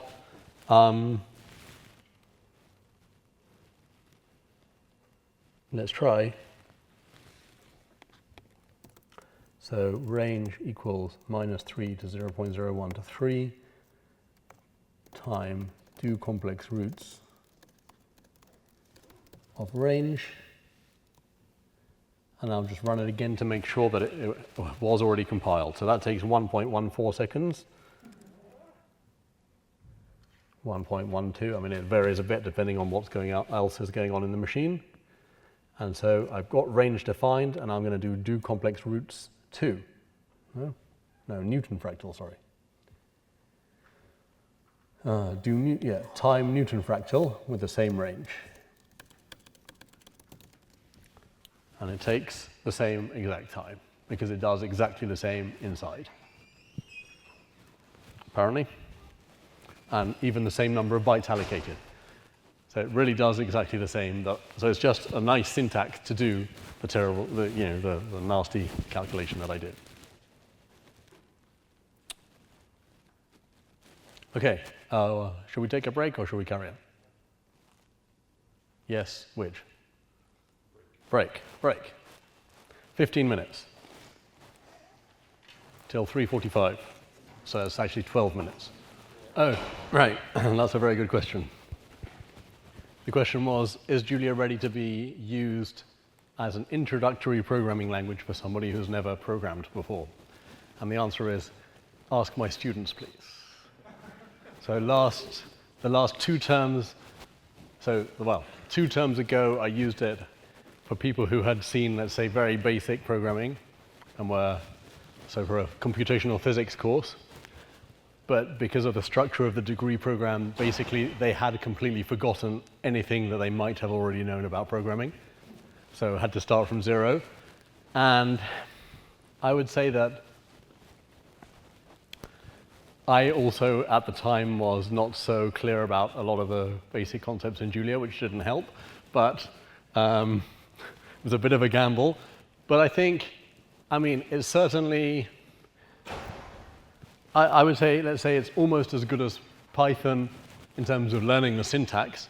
Of course, the problem with Julia is the relative lack of introductory material, which rapidly is being solved. So there's a lot more introductory material now available than there was a year ago. And I'm about to give the same course again next term. And I think there's also JuliaBox now, which makes installation problems go away. I mean, at least you can just get started immediately without installing anything. And so my colleague is also in the audience, so what would you say? Did you hear the question? So the question was, is Julia ready to be used as an introductory programming language? We are using it. Yes, we're using it, but I would say yes as well. So there is some discussion about this on the mailing lists from time to time, and there are people who say that it's not ready to be used. So I gave this course a couple of weeks ago, and there was a very insightful blog post by Konrad Hinsen, who's a French researcher in France. And he was weighing up, let's say, is Julia ready to be used sort of for the naive scientist who wants to do scientific computation. And so he was highlighting certain aspects of Julia that are not. So for example, this fact that when you do calculations with integers, it automatically wraps around without really telling you that it's doing that. That's sort of dangerous if you don't have in mind that might happen. Or even if you have it in mind. I mean, the other day I did a sort of naive average of a lot of data, and it wraps around without me realizing, and I was getting rubbish out because of that reason. So that is a problem. There is a way around it in the latest version of Julia, but it's not what's the word? It's not there by default. You have to actually know that you have to go and look for that option to tell you. So I can do that. So in Julia 0.4, we can do. So that's this calculation we were doing before. X equals 2 to the 62. X equals x. X times equals 2. So that gives this thing that's just wrong without telling me that it's wrong. But what I can do is x equals checked base dot checked multiplication of x and 2, and then it actually gives me an error. So this check is that it checks the overflow condition. So it's there, but it's not there by default. Why? Because you're adding an extra if to the code, and so it's less performant. But maybe there should be an option. Maybe Kenno can say something about that. So there was a comment that I had recently from somebody who said that the problem with Julia is that you can just not notice that this overflow has happened, and you'll get just rubbish out of your calculation without realizing. And so is there a way that you can make checked arithmetic the default, like somehow some option or something? Yeah, but I mean that's not exactly what you call user-friendly, right? So his suggestion was const star equals checked mul equals base dot checked mul, and now if you do x times 2, then I get the overflow error. But yeah, that's not exactly what he was looking for. It's possible. It's relatively straightforward to do. Sure. What the right thing to do is. One Yeah. option I've been thinking about is instead of inserting the check on accumulates the overflow flag and then only checks once. All right. That way, you could, like, I mean, the actual overflow check in the CPU is cheap. The problem with the performance is that the extra branch on every multiplication. Right.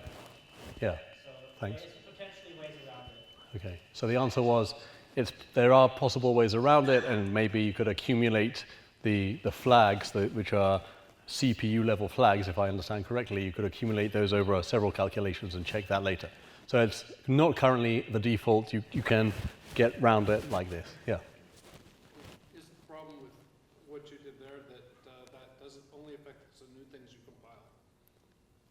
There's stuff that's already been pre-compiled that's not Right. like that. Yeah, the comment is that what I just did only affects things that I'm going to do after doing this operation. And there are functions which are already compiled before which have not had this change. You could compile your own new version of Julia where you did this, right? But yeah, I mean, it's not easy at the moment, but it's possible. I mean, if you write a new package, you could just use checked mul everywhere. Right? Okay, so let's carry on. So we've been doing these fors, so I just wanted to comment a bit about what happens when we do a for. So what is going on, sort of a bit. So, Julia has several layers that go on between the high-level syntax that you write and the machine code that it spits out. And there's going to be a couple of talks about that during the conference. And I'm not an expert on that, so I don't want to say too much about it, but just want to show one example of how this works. So let's suppose we have this string. It's A alpha, B beta, right? So that is a, oh dear. This is JuliaBox. I don't want to work in JuliaBox. So apparently there's some strange thing that happens with the output in JuliaBox. Don't know what's going on there. No, let's go back to my version, local version. So now it prints out the string correctly, and the type of it is the correct thing, which is a Unicode string. Okay, so, so I've got this iterate that I didn't manage to. So I'm going to define a function iterate of this string, which is just going to iterate over the characters in the string and print them out. So when I call it on that string, it just prints out one after the other, these characters. Okay, but, oh, sorry, I think I reordered things and didn't do it very well. Yeah, so let's just delete these things for the moment. Okay, so forget about the iterate, sorry, for the moment. Okay, so let's try and access the elements of this string. Okay, so this is a bad idea, so we're about to see why. S number 1, the first element in the first thing in the string, is the character A. So characters in Julia have apostrophes, single quotes. Strings have double quotes. This is the C convention. There's a difference in Julia. Okay, what about S number 2? That's alpha. What about S number 3? We would expect it to be B, but it's an error.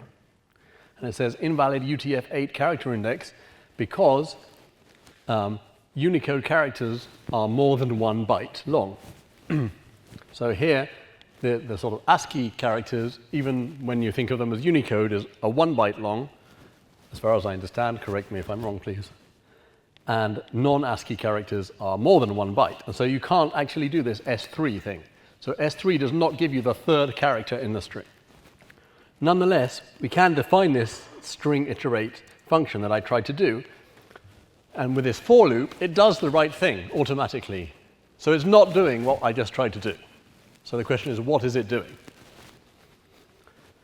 And similarly, I can do this array comprehension and just create a list of the characters that are that sort of come out of the string. And that does, again, a for loop in the same way and returns an array of those characters. By the way, this any type means that it literally can be anything. So it's the top of the type hierarchy. And so it turns out that, again, I'm working in global scope. So Julia is unable to do the type inference correctly to find out what the type that's stored inside this array is. Whereas if I put it in a function, I'm very bad at inventing new names for functions. They're all called f. And I call the function. Oh, it still does it wrong. Okay. So if I want, I could put here char. So if you put a name of a type in front of these square brackets, it will create an array where the elements are of that. I don't know, it went. Okay, I don't know what's going on. So there it works. So it's an array of chars. So yeah, so that question that somebody asked me just now was what was happening. So here there's an array of 4 things. Those things are all of the same type, which is char, and that's what this char is doing here. Does that answer your question? Who was it that asked me the question about? Yeah, okay. Yeah, so I called chars this list, and so the first thing in the list is this thing, and it has this type called char, which we haven't seen before. It's just a type that holds 1 character.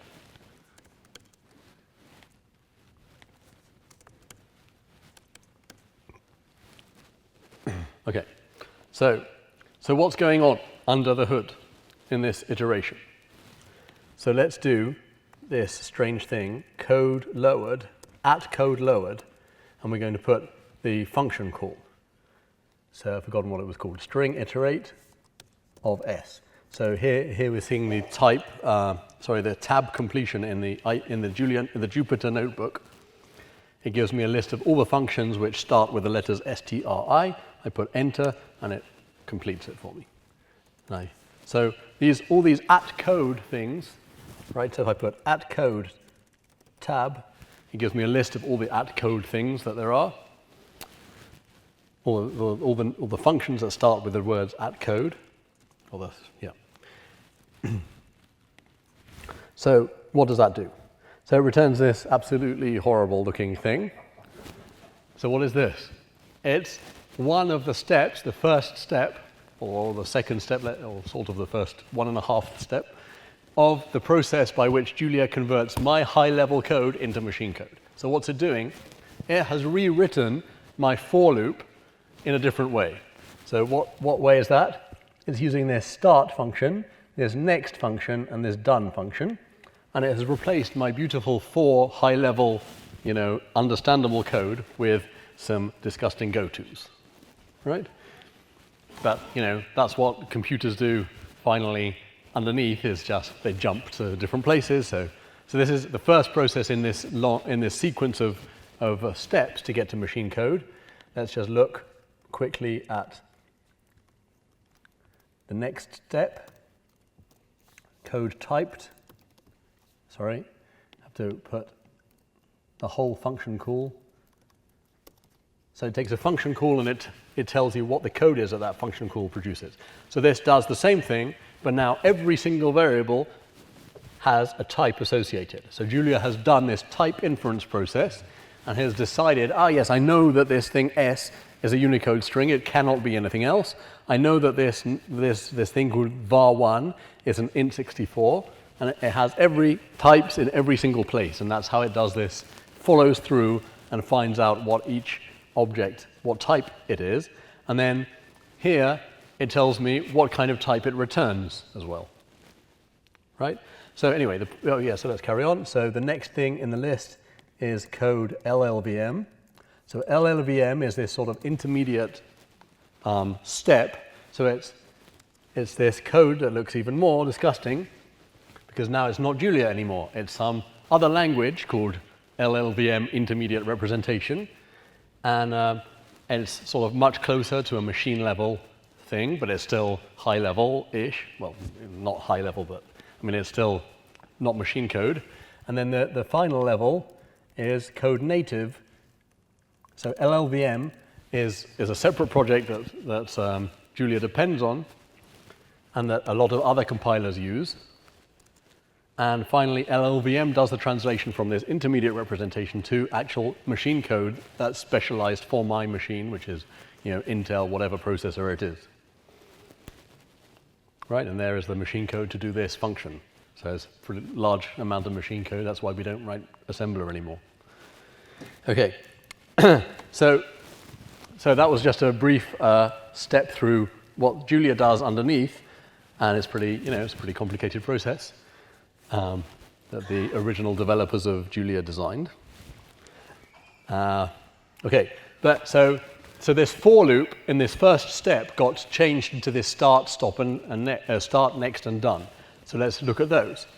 So basically, any object that you want to be able to iterate over has to define sort of an interface that consists of these functions that tell it where to start, how to move to the next object, and when it's finished. Right? So for the particular case of strings, what does start s do? It says that you start at the position 1. What does next s1 do? It tells you where, it returns the value at position 1, and then it returns the value, and it also returns the value of where the next thing starts. And then done tells me if I'm done when the sort of iterator, this numerical value, in this case, is in the correct place. And so this is like a high-level interface, which Julia calls on the particular type that you are looking at, right? So where are those things defined? As usual, we can ask Julia where they're defined, at which start s. So here it is, start of s that's a string. It's in this file, string.jl. So click on there, it takes me to the line, and so it just returns the number 1. And done just calculates whether the index that it's returning is bigger than the end of s. And so end of s is defined somewhere else. Probably I can end of s. Where's that defined?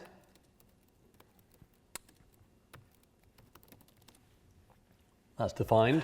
Okay, so now it's in a different file. So string.jl is for generic strings.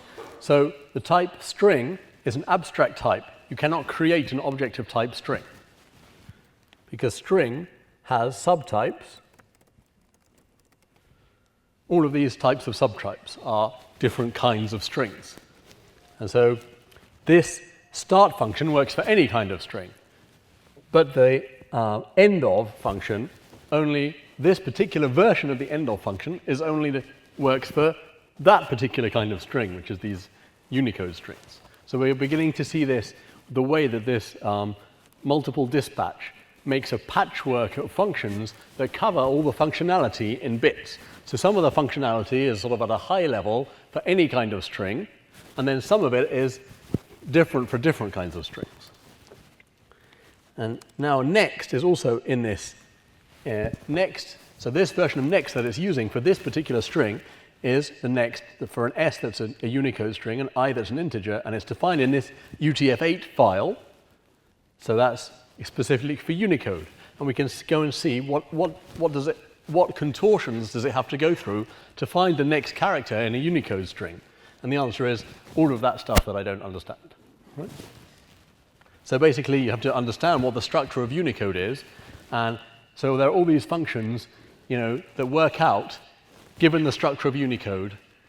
So Unicode somehow tells you whether, in 1 byte, it tells you whether that byte is a sort of ASCII type character that only needs 1 byte, or it has more, or you need more bytes to finish defining the character. And that's what they have to look at in this function. So you can go away and study that, and that will tell you what the structure of Unicode is, let's say. Okay.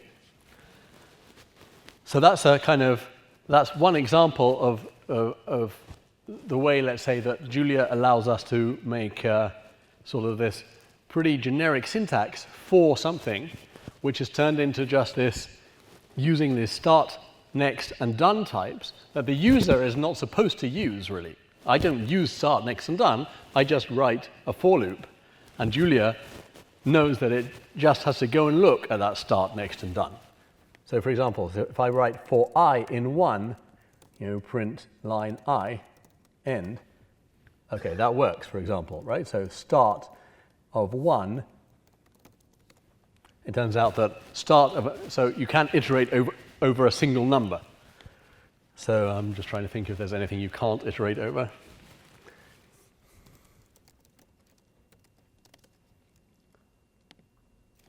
I have no idea. Yeah, probably a function. So if I have f of x is 3x, and I put start of f, then it has no function. There's no function defined start of a function, and so I can't write for I in f, print line I. That does not make sense. But if you thought it made sense for your particular function, you could sort of define, or let's say your particular function type, you could define what iteration over your function actually meant by defining start, next, and done for your type. Is that clear? Maybe we can try that a bit later. Yeah.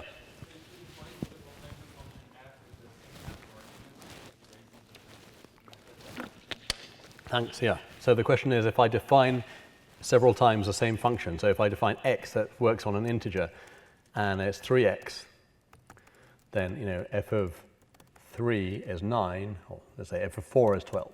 Now, if I define that function f on the same kind of argument to be 5x, then it still has the same number of methods because, indeed, I erased the previous version. But if I define it for any other combination that isn't defined yet, I just add a method instead. Okay. Questions? So we finished the first notebook, and okay, oh dear. I mean, let's say basically the point of this tutorial workshop is that you can literally sort of start to go away and look at Julia code and not be scared of it and sort of understand vaguely what it's doing. I mean, I go and look at some Julia code and I'm still scared and I still don't understand what it's doing, right? So we're about to, okay, so should we carry on? I mean, what do you want to do? Okay.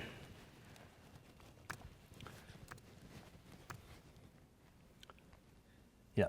Okay. Number 2. Making new types. The others are much shorter. That was the long one. Making new types. Okay, so again, coming from my very biased point of view, I might be interested in modeling a gas. So what's a gas? A gas is a large number of particles that interact somehow with each other and that move around in a box, let's say, with some conditions on when it hits the walls.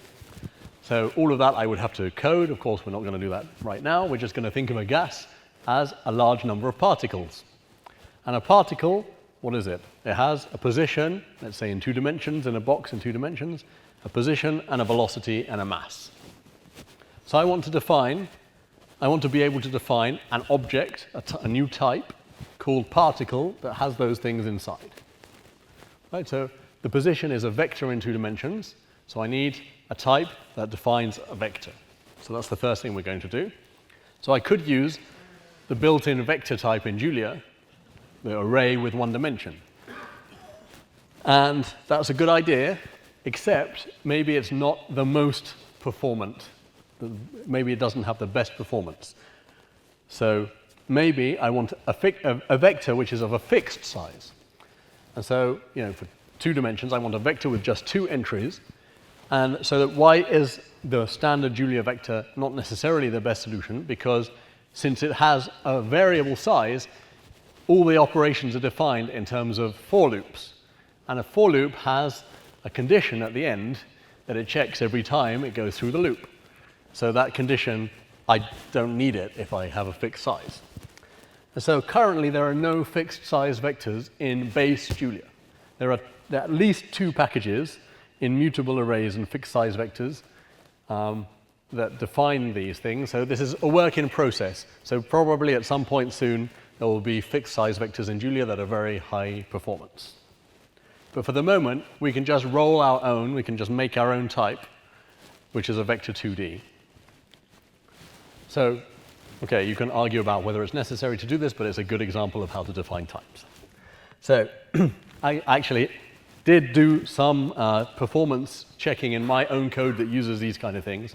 And when I did it, I found that this was the fastest way of doing particles moving in 2D. You know, you can wonder whether I did all the combinations correctly to check that really properly. So I should do that again. Okay, so what's the syntax? As usual, it's a sort of block, so we need an end at the end. And this word, keyword type, we put the name of the type that we want to define. And so a type in Julia, a composite type, is just a collection of variables that are inside a box, right? So we have sort of a conceptual box, and we're going to label a box of this kind, vector 2D, and inside it has an X, which is sort of a bit of memory, and a Y, which is another bit of memory. With, you know, in this case, float 64s inside. And that's all it is. That's all a type is. It's just a box with some things inside. So this is, you know, in other languages, it's called a class, an object, a struct, all kinds of different names. The difference in Julia from some languages is that inside the box there is nothing else. There are no functions inside the box. Functions live outside. Methods live outside the box. Right? So I could have a method f that takes an argument x that was a vector 2D, but I define it outside the box, not inside. And this turns out to be a revolution in how you think about the world. I'm actually not exaggerating. Isn't that correct? Wouldn't you say? Not paying attention. Okay. A counter-revolution. Okay, anyway, so that's what we do. So if I do that, if I execute that cell, then I can ask what is vector 2D. So I've got a new name called vector 2D that refers to this type, and it says that it's a vector 2D which has a constructor with two methods. So let's look at those. Right? So when I define the type, automatically two constructors are created. One which takes two objects, x and y, that are float 64s, and another that takes two objects, x and y, whose types have not been specified. Right, but inside vector 2D, I insisted that x and y should be float 64s. I could delete this float 64, and then x could actually have any type you want. That's probably not a good idea for performance, but maybe it's a good idea for your application. Okay. Anyway, normally you sort of specify the types of everything inside the type. Okay, so methods gives me a list of the functions that were automatically created together with the type, with the same name. So they are functions, so I call them like functions, and I just pass in the arguments that I want to store inside this box. So there are the two arguments. And so V, what is V? V is a name for an object, which is a box like this with two things inside, 3.5 and 4.5. So what did this operation do, this constructor, what did it do? It reserved memory in the main memory of the computer, sufficient memory to store all that information, and it has a name that points to that whole object. And I can ask, what is the type of V? And again, it's vector 2D. Okay, so this is kind of crucial to understand.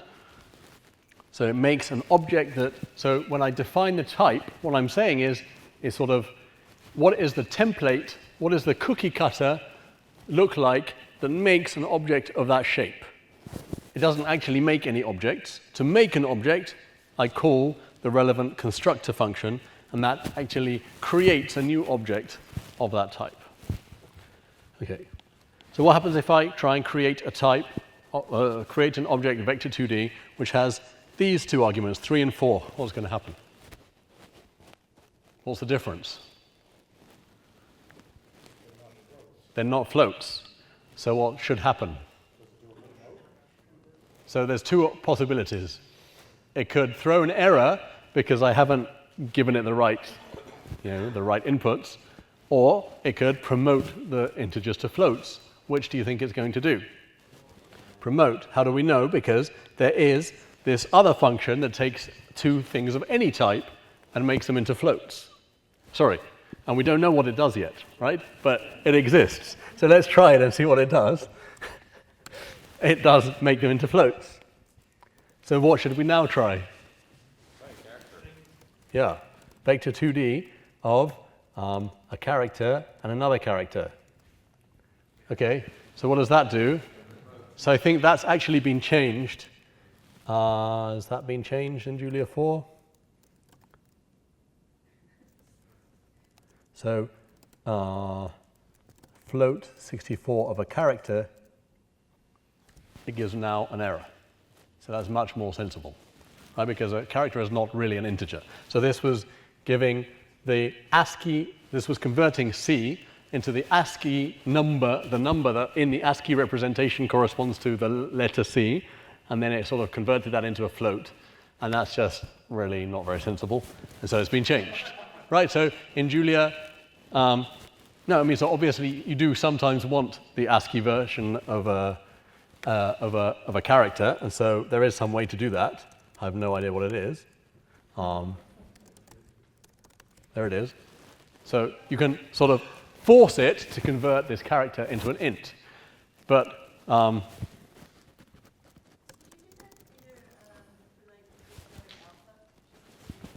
sure. Good idea. Huh. So it's taking its Unicode code point. Right. Yeah, it's taking, yeah, so the question was, can I do the same with the Greek letter alpha, and it's taking its Unicode code point. But, so what we're seeing is that in Julia 4.4, so it makes sense to convert a character into an int. Oh, that shouldn't have worked. But not into a float, okay? So somebody made that decision at some point. Oh dear, sorry. So this notation I'm using, where you put the name of an inbuilt type and then parentheses, that only exists in Julia 4. So anyway, so somebody decided that it didn't make sense to convert a character into a float, and so it got removed. So Julia is a pretty dynamic thing, and if you have a good point, if you send a message on the issues or the mailing list, and you say, this doesn't make sense, why is it like this? Then there's usually a discussion, and then there's a sort of consensus forms, and if the behavior should be changed, it gets changed in the development version that will become the next stable version very soon, right, Kendall? So Julia 0.4 should be coming out as the stable version anytime now, which means within 3 years. No, within a month. Hopefully there'll be a sort of stable-ish version, and then within who knows how long it will become the stable version. Okay, so. If I type b equals 3, for example, and then I enter b, why don't I get in64 of 3? What is it write vector 2D of something? Sorry, I didn't understand. If I type what? So if I type, say, v equals 3, right? V equals 3. It's going to be an integer of 64 bits in your integer, right? Yep. If I type of v, I'm going to, okay. So why, when I type v, don't I get in64 of 3? Oh, right.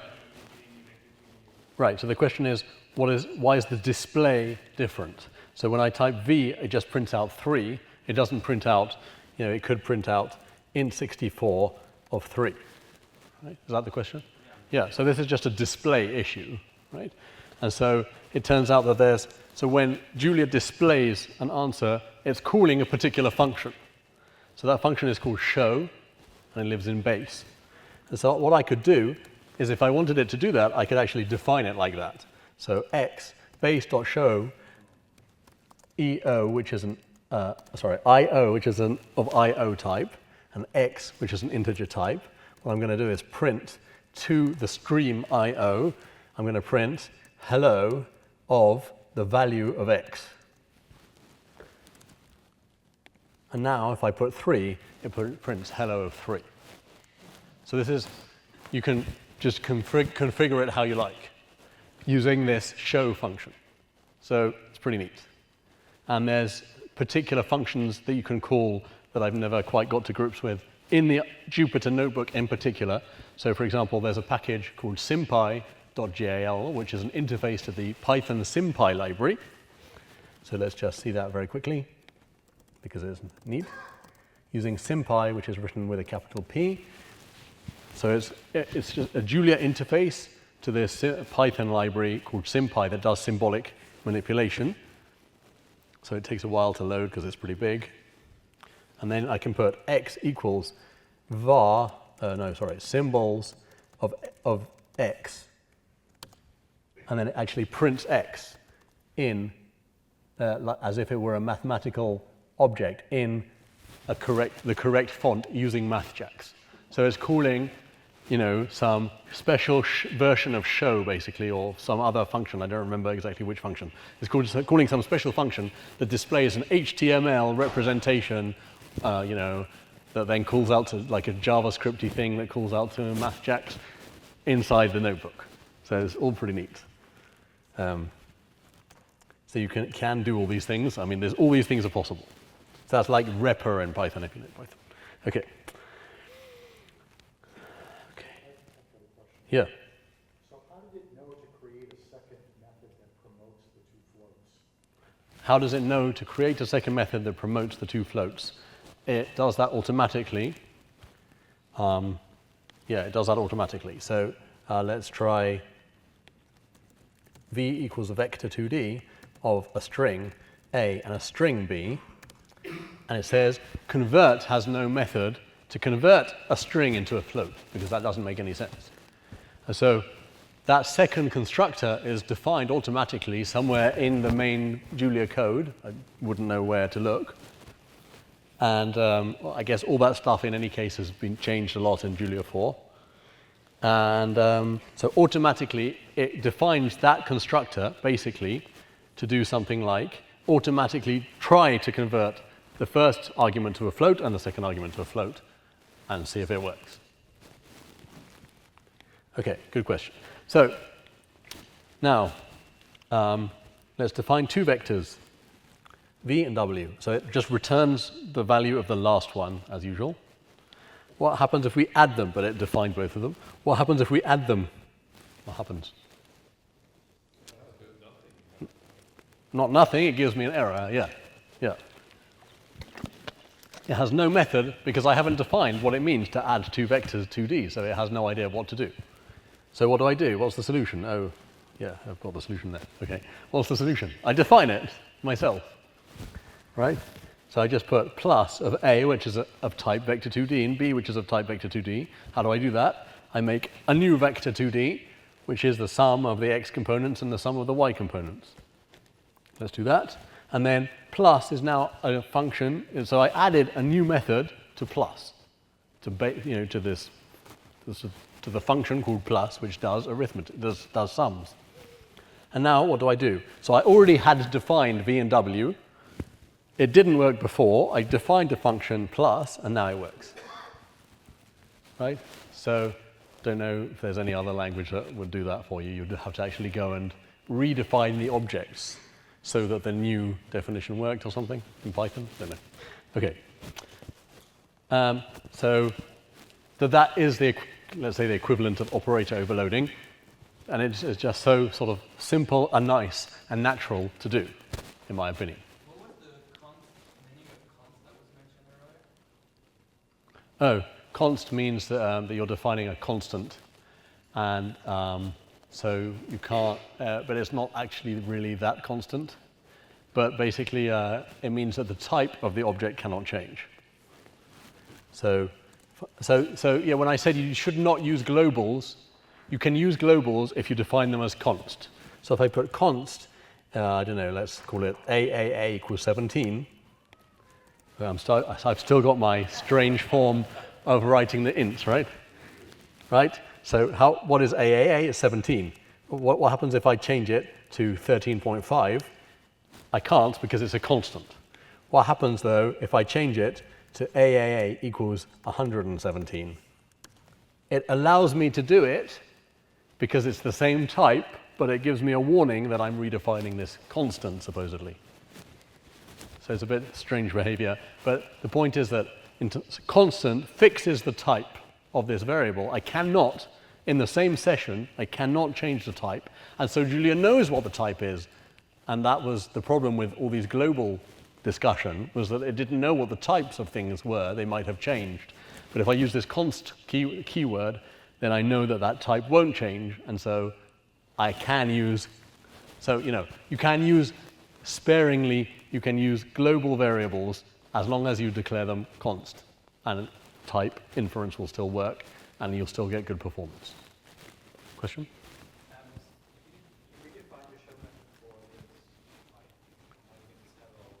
Yeah. So I redefined the show method for int, and now I'm getting this strange version of seeing what an int is. Is there a way to revert that change? And the answer is you redefine the show type for an integer to do what it should have done. No, there is not an easy way to undo it and go back to what it was before. But the answer really is that any kind of development like this, where you're changing the behavior of types, you're defining new types, really what we're going to do is not do it interactively in a notebook. Really, we're going to start by developing it in the notebook in a nice interactive way, but once it's pretty stable, we'll extract that code, put it into a file, and then we'll just call that file when we want to define this type. So we have to see how to do that. So then maybe we should do that, actually. Yeah, thanks. Good question. So let's do that. So, you know, all this stuff that I'm doing with the vector 2D is now spread through my notebook. So it's pretty uncomfortable. You know, it's nice to be able to explain it like that for teaching. It's nice to be able to develop it like that interactively.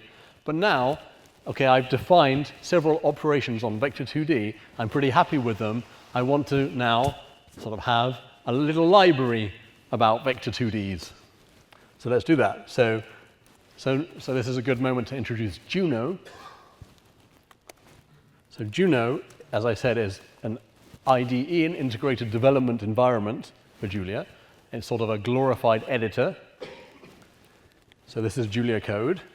I'm going to create a new file. No, probably it's easier actually. Yeah, I just have to make sure I'm in the right directory somehow. So it's easier to move to the right directory. Invitation to Julia. Okay, I'm in the right directory. I make a new file with the extension .jl. For example, vector 2D with the same name as my class that my type that I'm going to define. And now I've just associated in my operating system that it should open these things with Juno. So I'm now editing in Juno this file. And I'm going to paste the definition of vector 2D. And I'm going to go and fish all the different things I defined for vector 2D. Well, it's not very many of them yet. I just defined this plus as well. Right? So it's just an editor for Julia that knows the syntax of Julia. So if I start typing float 64, it gives me a list of all the things in Julia that start with FL. So there are lots of editors now that have Julia support. I don't know, Emacs, Vim, Atom, Sublime Text, and some others. But this has another advantage, that I can actually use it somewhat like I use Jupyter, which is I put my cursor here on the definition of vector 2D, and I press Shift-Enter, just like in Jupyter, and it runs this. So I actually have an editor, but it's connected to Julia. So it has like an interface to a Julia kernel, and so it runs it, and it puts a tick, a check mark, when it's finished running the code. And I'm going to run that one as well. And now I can define a vector 2D, 3, 4, and it prints out the answer. So it's evaluating it, and it's an editor, so when I highlight this, and I copy it, and I paste it, it just gives me the code. It doesn't give me the output. So it's really an editor, but it's a sort of super editor, because it's not just an editor, right? It's integrated with the kernel, and I can evaluate things. So for example, x equal m equals rand 5, 5. It's a function that makes a matrix of random numbers. It tells me that xm is a matrix of this type and this size. I click on that little box, and it actually displays the whole matrix for me. I click on it again, and it closes it again, right? So it's pretty neat. So it's another way of developing interactively. Okay, so I've got this code, and I've saved it in this file. So now I want to be able to include that, load that in a notebook, for example. So my suggestion for a workflow is you start off developing interactively. Once you've fixed some functionality, you take it out of the notebook, you put it into a .jl file, a Julia script, let's say, and then you can now work sort of in parallel on the script in your editor and the notebook for the interactive playing, or you can just use Juno for everything. Okay, so how do I load that functionality? So I'm going to actually clear my workspace, which I do with the command workspace. It's a function. So now I've cleared the workspace, so vector2d does no longer exist.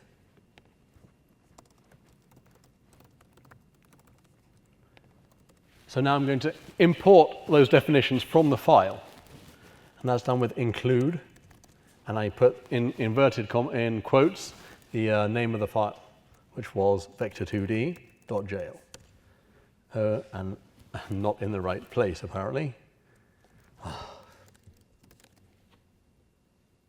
didn't save it in the right place somehow. That's strange. Yeah, it's there. It's not there.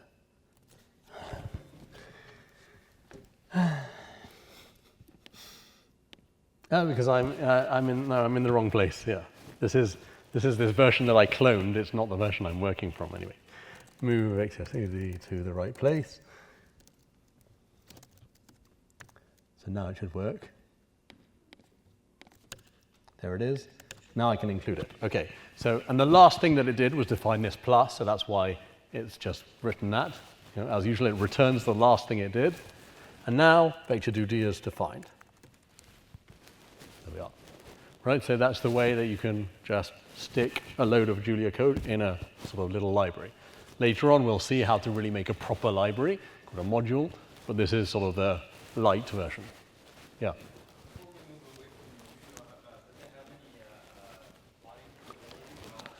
So the question is, does Juno have plotting capabilities? And the answer is yes. So let's try that using pyplot. So I sometimes can get this to work and sometimes it fails. That might be, problem with. So this little icon here is telling me that it's thinking. So I'm not sure. Yes, I guess it takes a long time to load this. So let's see if it stops thinking at some point. Yeah. Okay. So let's try plot rand of 10, rand of 10. So rand of 10, what does it do? It generates a random 10 uniform random floats between 0 and 1 in a vector, in a one-dimensional array. Vector is another name for a one-dimensional array. So if I that's why I called it vector2d, because in Julia vector of float 64 is just an array of float 64 and 1. So the dimension 1, but the dimension 1 is still being printed out in my cute way. Okay, so rand 10 and rand 10, I'm going to try and plot that, and there it actually opens a new window. This is matplotlib working. It opens a new window, and I have this nice buttons that I can zoom in interactively because I opened a new window instead of doing it inside IPython, inside Jupyter. So this is, again, work in progress that matplotlib now does have this interactive capability if you use it from Python in the right way, and I think it hasn't been ported to Julia yet, but it shouldn't be too hard, I guess. So yes, you can do plots there as well. There is some way of getting them to be inline.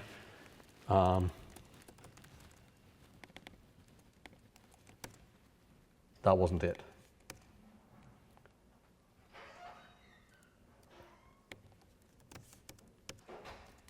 Yeah, not sure. Maybe you can't get those in line. You can get gadfly plots in line, maybe. So let's try that. So you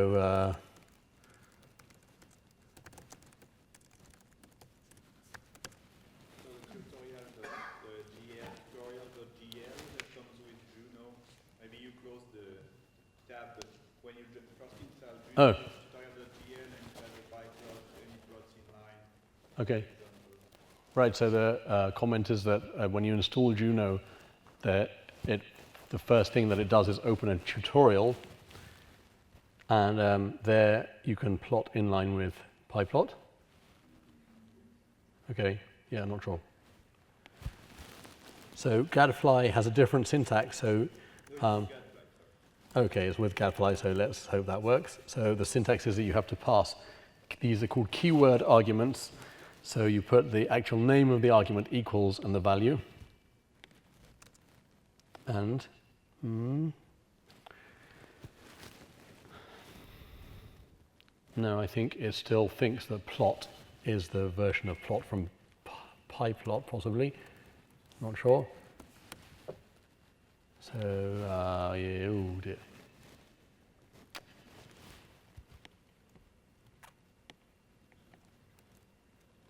Oh yeah, there we go.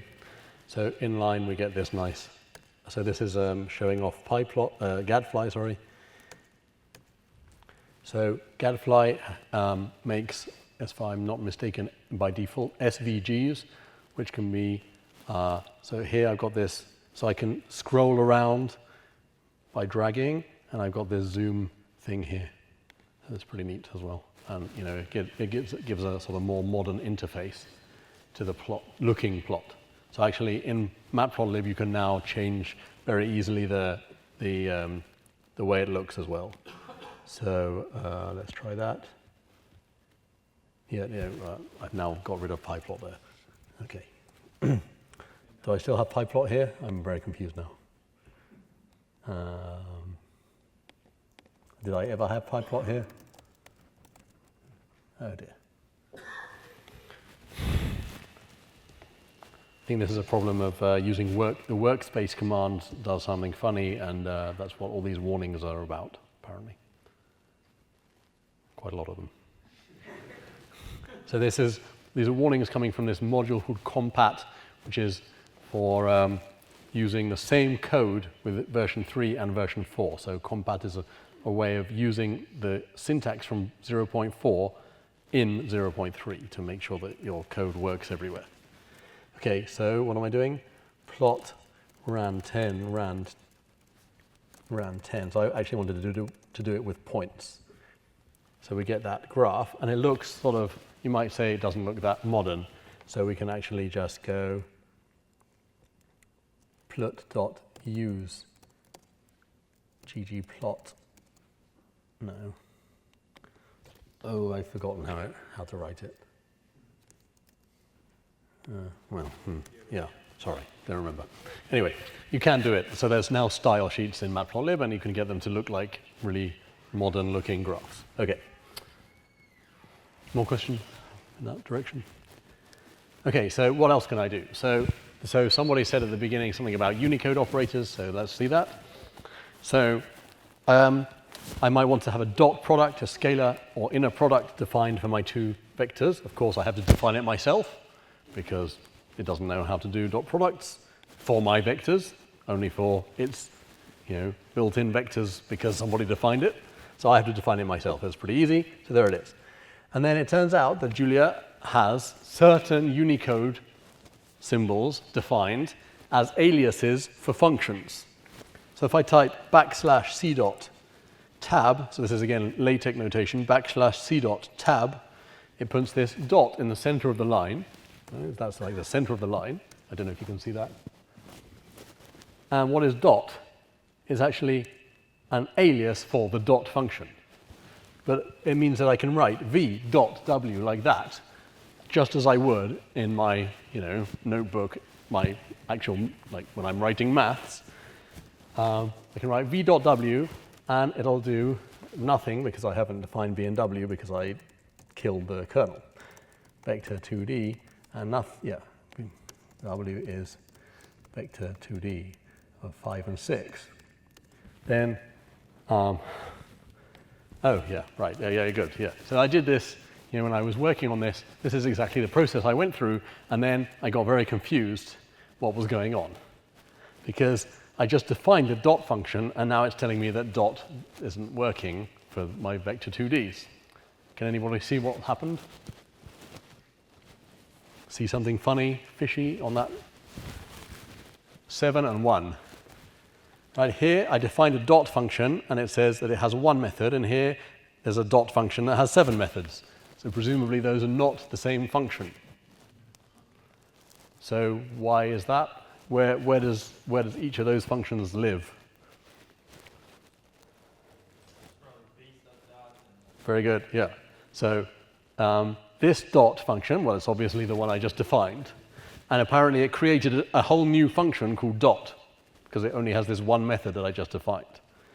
This other thing is an alias for some function that also is called, apparently, that the show, the show method of functions shows only that part of the name, but actually the real name of that function is base dot dot. So it's the dot function that's defined in the base, in the module called base, which is the standard library of Julia.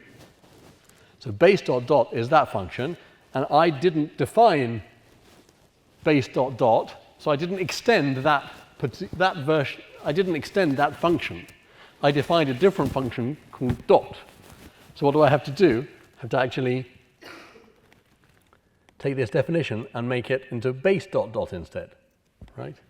So here it is, base dot dot, and now I did add a new method to that, and now this v.w works because the Unicode dot is just another name for base dot dot. Oh, possibly not. Maybe I just defined it wrong. I did that very cleverly in my package. So v is this and w is this. So it should be 15 plus 24, 39. Okay. The same thing when I tried as well, so I'm wondering what. Oh, there's a plus sign where this should be a Oh, yeah. Yeah, so, yeah. It's very easy to define these things wrongly. And so what's the solution for that? Unit tests, thank you. So we'll see that a bit later, like at 11 at night at this rate. Okay. Yeah, so unit tests are absolutely, completely vital, crucial, and terribly important, and probably 1% of the audience does them. Who does unit tests? Oh, okay, like 25% of the audience does them. So yeah, you must do unit tests. What's the difference between the dots that have this distinction of base and the overloading versus plus? Oh, yeah, thanks. Yeah, the question is, why does it work to define plus for my new type without doing anything special, and it doesn't work to define dot? And the answer is because it was decided. So another way, so I don't want to have to write base dot dot all the time, especially if I'm going to define 10 different versions of dot, for example. So another way of doing it is to put import base dot dot. And if I do that, then I can actually write just dot, and it will refer to base dot dot. And so it was decided at some point, a long time ago, I think, that all the mathematical operators should be sort of imported in this sense, just by default. That it doesn't make sense. It is that, I don't know, maybe I'm writing a package to do calligraphy, and I want a function called dot that adds a dot to my letter in some place. That has nothing to do with a dot product, so it shouldn't be related to base dot dot. Whereas if I have a function called plus, they decided that that really must not mean anything except doing real addition. So now v dot dot works. Okay, good. Right. So we should now go away and in this moment add a test to our function. So why don't we actually do that? Because that'll, rather than leaving it till later. So I'm working on my package. Here's my huge package that's going to revolutionize the world. So I should add some tests. So I'm actually going to probably do that in a separate file, but let's just do it here for the convenience. So there's a testing framework in base Julia. So that's called using base.test. So it's a module. So this using thing is to import modules. and it's called test, and it's inside it's like a module inside a module inside base. So I'm going to be executing the things. And so how does that work? It creates a macro called @test, and I just write a piece of Julia code, and so I need the definition of dot here as well. So I'm going to create my vectors.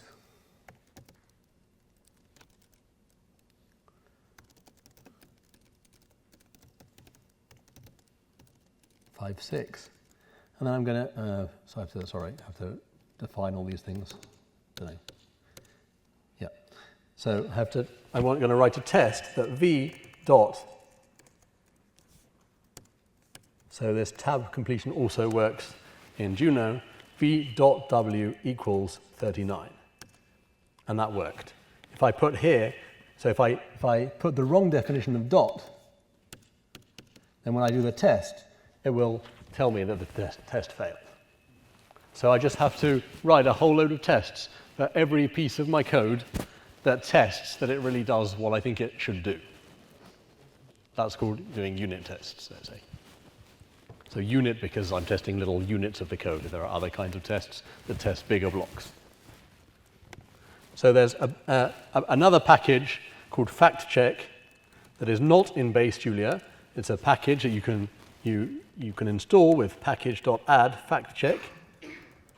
So if I do that, it should tell me that in my case I don't have to do anything, okay? But in your case, probably it'll install it. And so that works a bit differently. You put facts, and you can write a little message here, testing dots, dot product, whatever. And you need a do and an end. So this do notation is a bit strange, but what it does is that this whole block becomes a function, and it passes that function as the first element to this facts function. Whatever. So you don't have to know that to use it. So how does that work? So @fact v dot w, and now the syntax changes. It's now an arrow, an equals and an arrow. So v dot w gives the response 39, and it doesn't really help me.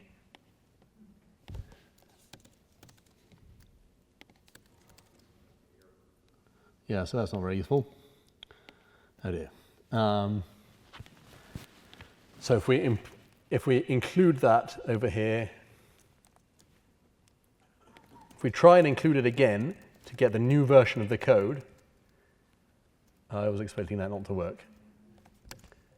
Okay.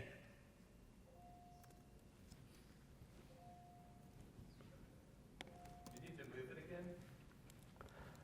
Oh, do I? Yeah, probably. No?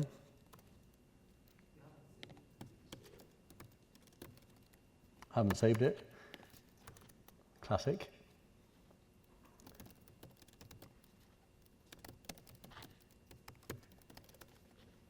Don't know what's going on. Anyway, if I do that, it will tell me, so let's try that from the command line instead, from the REPL.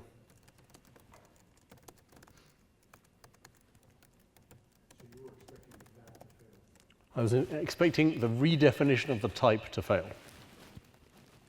What am I doing?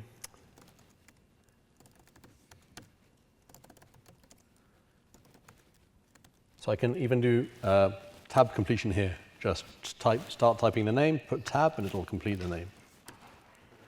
Okay, so it's actually apparently done the fact check already. Oh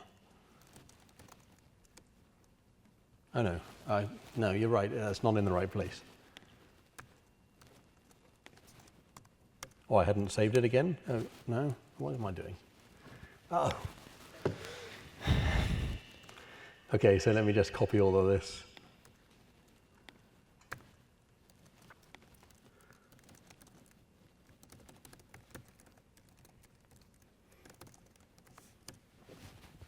Okay.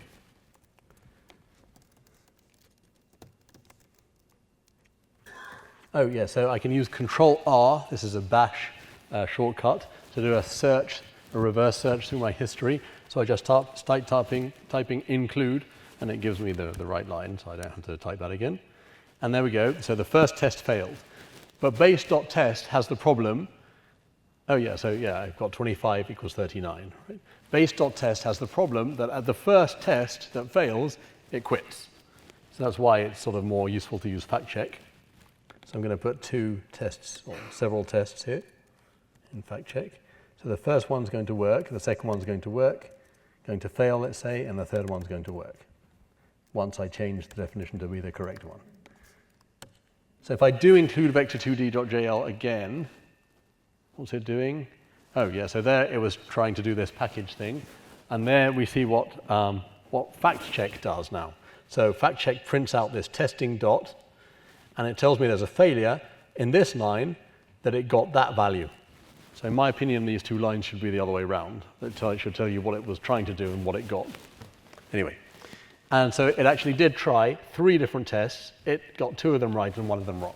So it tests tries to do all of the tests, and it counts up how many, and it tells you which ones didn't work. So it's pretty neat. Easy to use. Did you say just before that the base.test, once it failed, Yeah. always tell you that it failed again? Yeah, so base.test runs the tests, and when it finds one that fails, the whole thing dies. And so that's, it means you have to go one by one, fixing the tests. Instead of here, you can sort of have a more global view. And you also get these nice messages that what's it doing, and it's a bit more flexible. So base Julia uses base.test at the moment, but a lot of packages now use fact check. Okay, so thanks, yeah. So quickly, I'm going to try and speed up a bit. Yeah, question. So you demonstrated some sort of monkey patching of a running system by changing the way ints are shown. Right. On the fly. Did this affect things that were already used, required, compiled on the fly? I think they did, right? So the question was, I somehow changed the running system by changing the show method of integers. Does that affect anything that had previously been done? Anything that relied. So if you use or require a package and then you modify the instance that's running, right. You use something that uses a package. Yeah. And you modify that other package. Does the thing that uses it now use the new behavior, or is it right. precompiled? So the question was, if I use a package that uses another package, so if I use a package B that uses a package A, and then I change some behavior in A, what happens to the behavior of B? And the answer is, I guess, it depends exactly how it is. Yeah, I'm not sure. Yeah, the reason I'm asking. Good question. If the language allows you to do wild and wacky things like this, there's usually a mechanism where it saves you, for example, closures in JavaScript. You can really protect yourself. Is there a mechanism here where your package right. A or B, whichever the dependent one, yeah. you can say that you know what your calculations are going to do, because you write in code, you don't know what it's going to do because it's dependent on something else that could change right. on the fly. Don't know what's going on. I don't know. Mechanism to nail. Just a minute. Don't know. I don't know what. Don't know what the answer is. Hold on. Maybe Kendall can say something about it.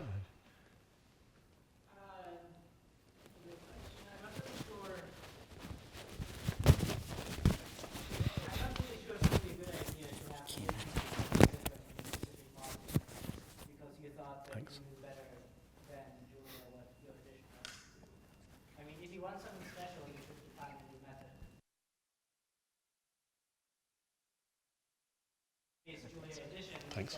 Somebody changes it, right? That doesn't seem like very sensible. If you know So there's this, but there's this early issue 200 and something about what happens when you redefine. There's still a bug right now where redefining code doesn't always work correctly. There's some very workable workarounds, namely putting it in a module and reloading the entire module, which will cause you to recompile the code, but there's still some bugs. So, okay, the answer is there's still some bugs. Well, it's not exactly a bug, is it? Or? Conceptually, overriding the method should change the behavior globally. Like, Right. Yeah. So. people always try redefining integer addition as a demo, and then they wonder why the entire system crashes. Well, it's if you redefine integer addition and somewhere in the display system it uses a for loop that tries to add 1 to the index variable, well now it adds 5. Yeah.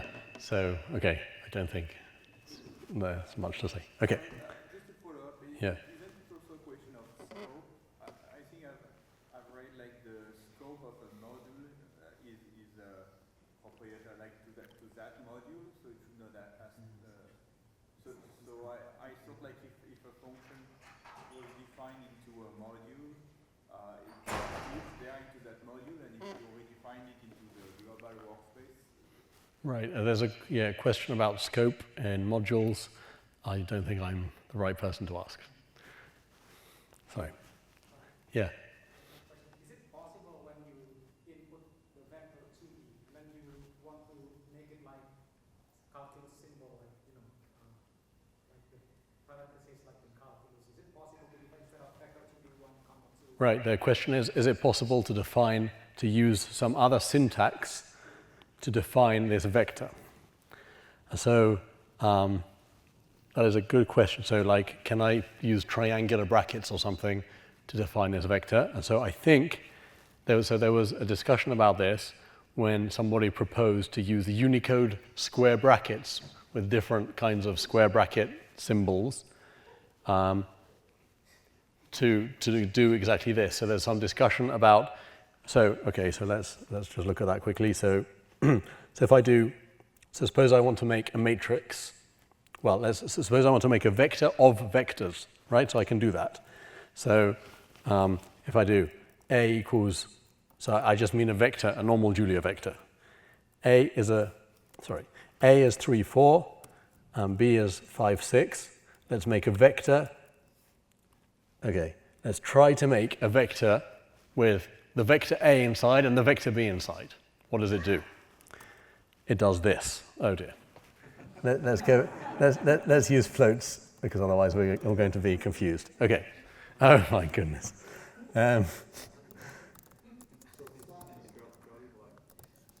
Sorry, just a minute.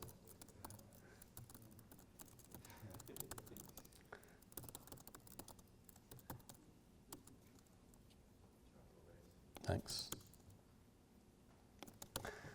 Oh dear.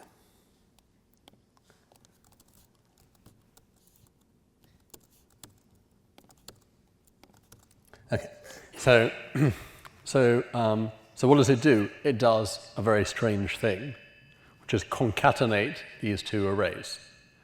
So this behavior is, there's been sort of untold numbers of discussions, large numbers of discussions about this, and it has been agreed that it is not a good idea. And indeed, in Julia 4, it no longer, it's still, AB, that is deprecated, which means that it will be removed in a later version. So it still does the same thing, but it is warning you that later on, in the next version of Julia, it will no longer do this. So you should use this notation instead with a semicolon if you want to concatenate. So that is the notation for concatenating these two arrays. And so at some point in the future, when you write vector of A, comma B, it will do what you want it to do. At the moment, what you have to do is put vector of float 64 in front of this square bracket, and then it will create the vector of vectors. So it's a bit nasty at the moment. It will be better in the future. So that's probably coming in 0.5. Sorry? Yeah, I don't want to talk about curly brackets because they will no longer exist in the future. Is that correct? Yeah, so I said I don't want to talk about curly brackets, these. You can currently make vectors with those, but you will not be able to do so in the future. So we just think that in our heads that they don't exist. So if you want to make a vector which can contain anything, what would you do? No. So you can currently use curly brackets, but that will go away, so we don't want to do that. We don't want to even write it down. What would we do? How would we make a vector that contains whatever we want? So it's going to be a vector that has 3, 4.5, the word hello, hello, and a vector 17 and minus 29. Can you stop this before you hit return there? Yeah. Is your definition of base.show infinitely recursive on line 57? I'm worried that the next time you try to print an integer, your interpreter is going to crash. I'm not sure about that. No, that's fine. Yeah. Does $X use show? Good question. Does $X use show?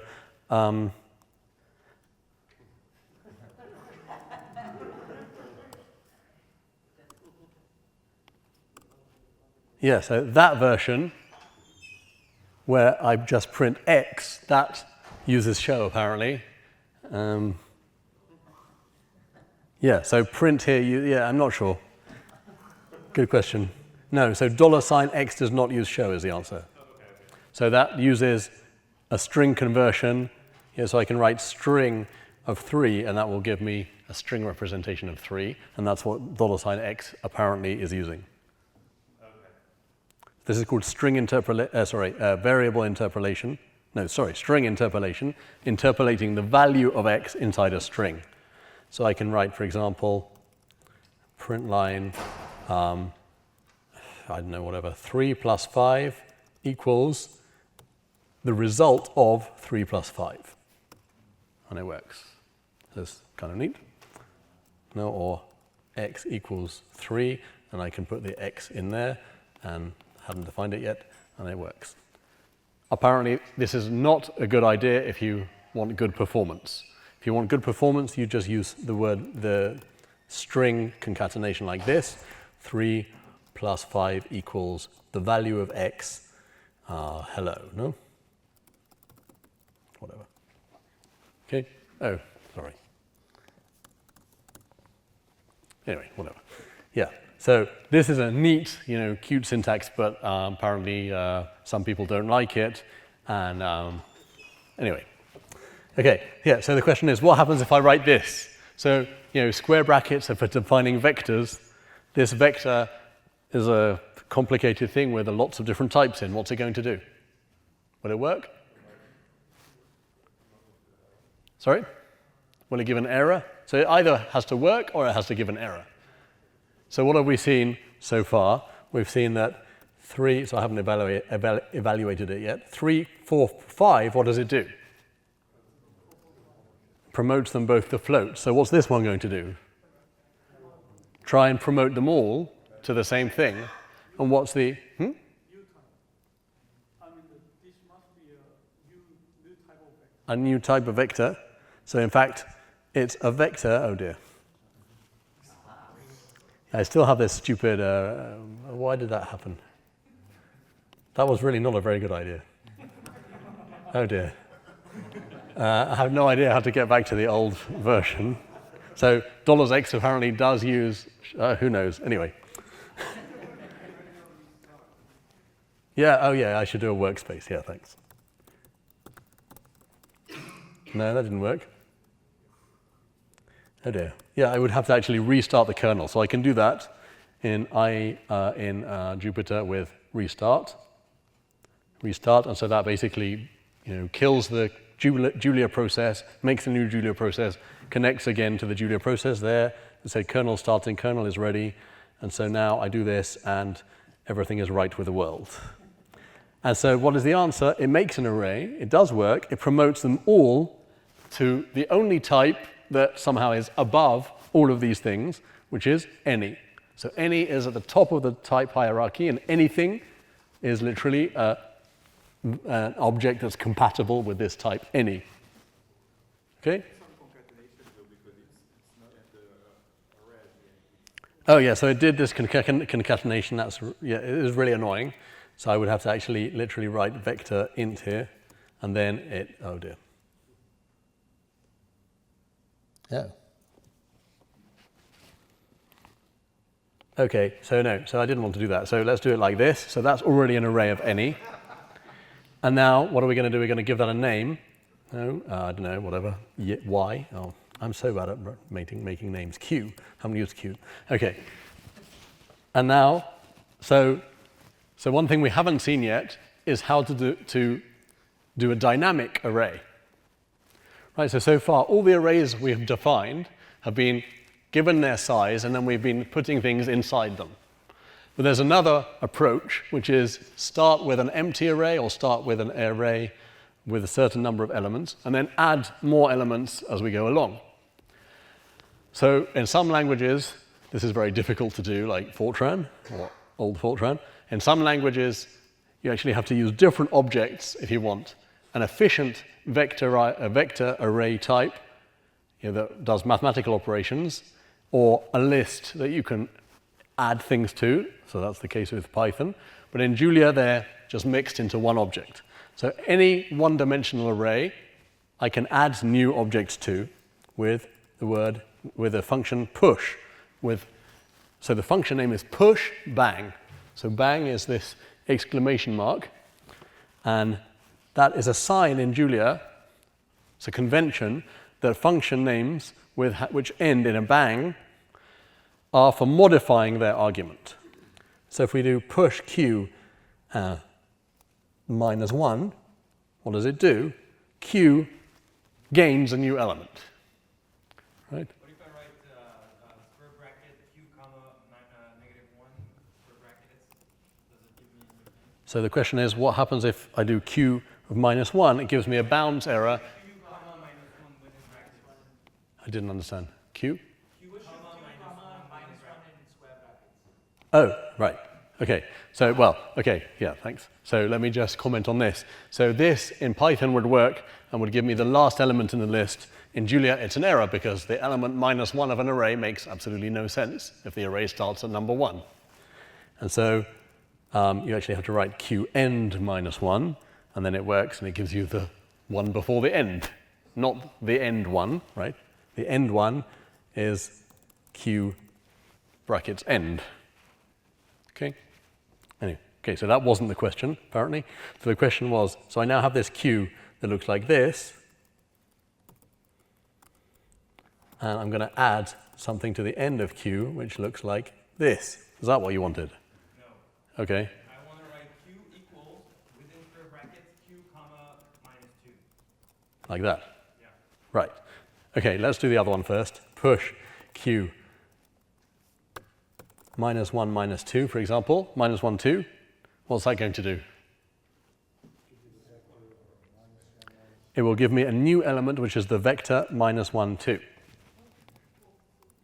Okay? So that was what I was trying to do before, put a vector inside the vector.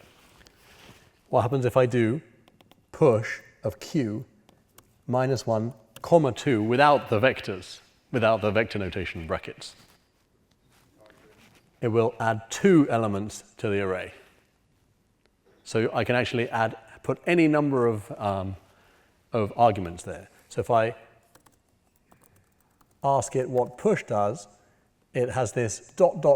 here, which means in this context is the opposite of the splat operator that we saw before. It's called a slurp operator.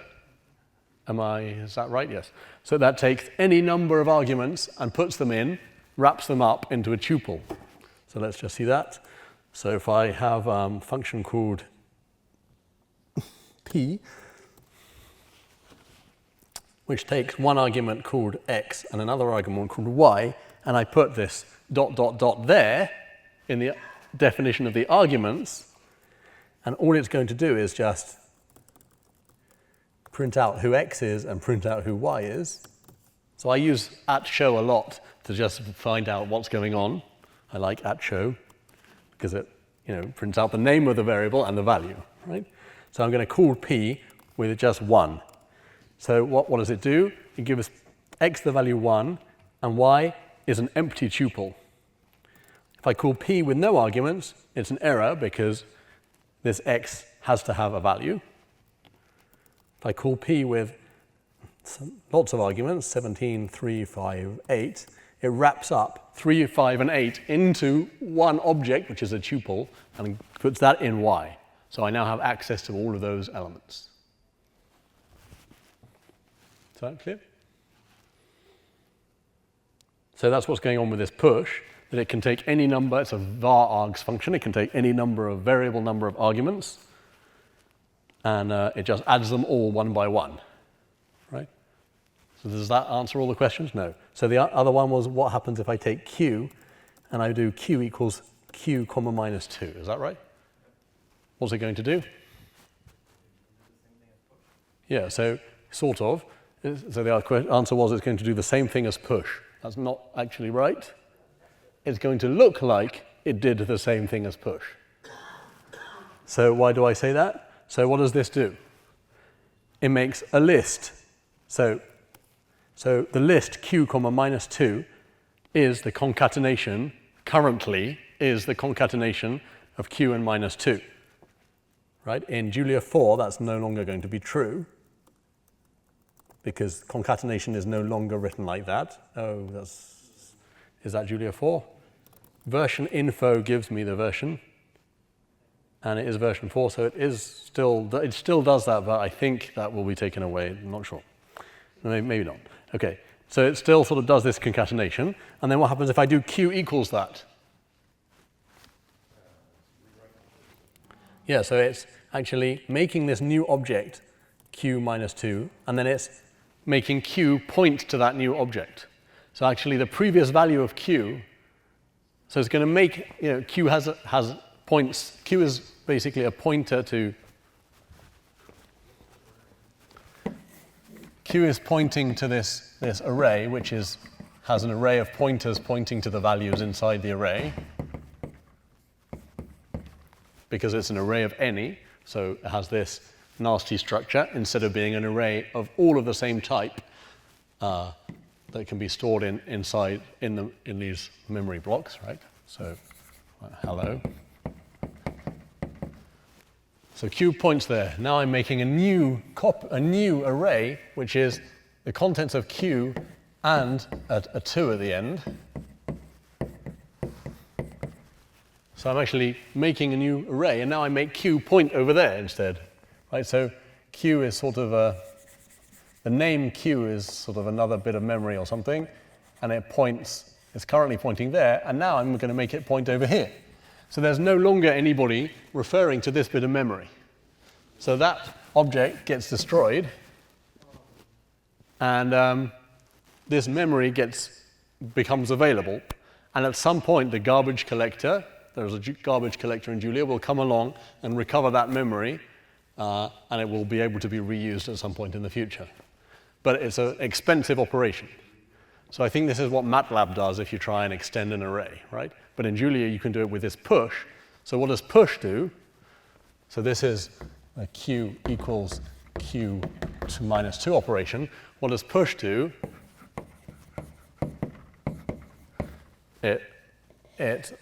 Push q of 100, what does it do? It takes the next space in memory and puts 100 in there.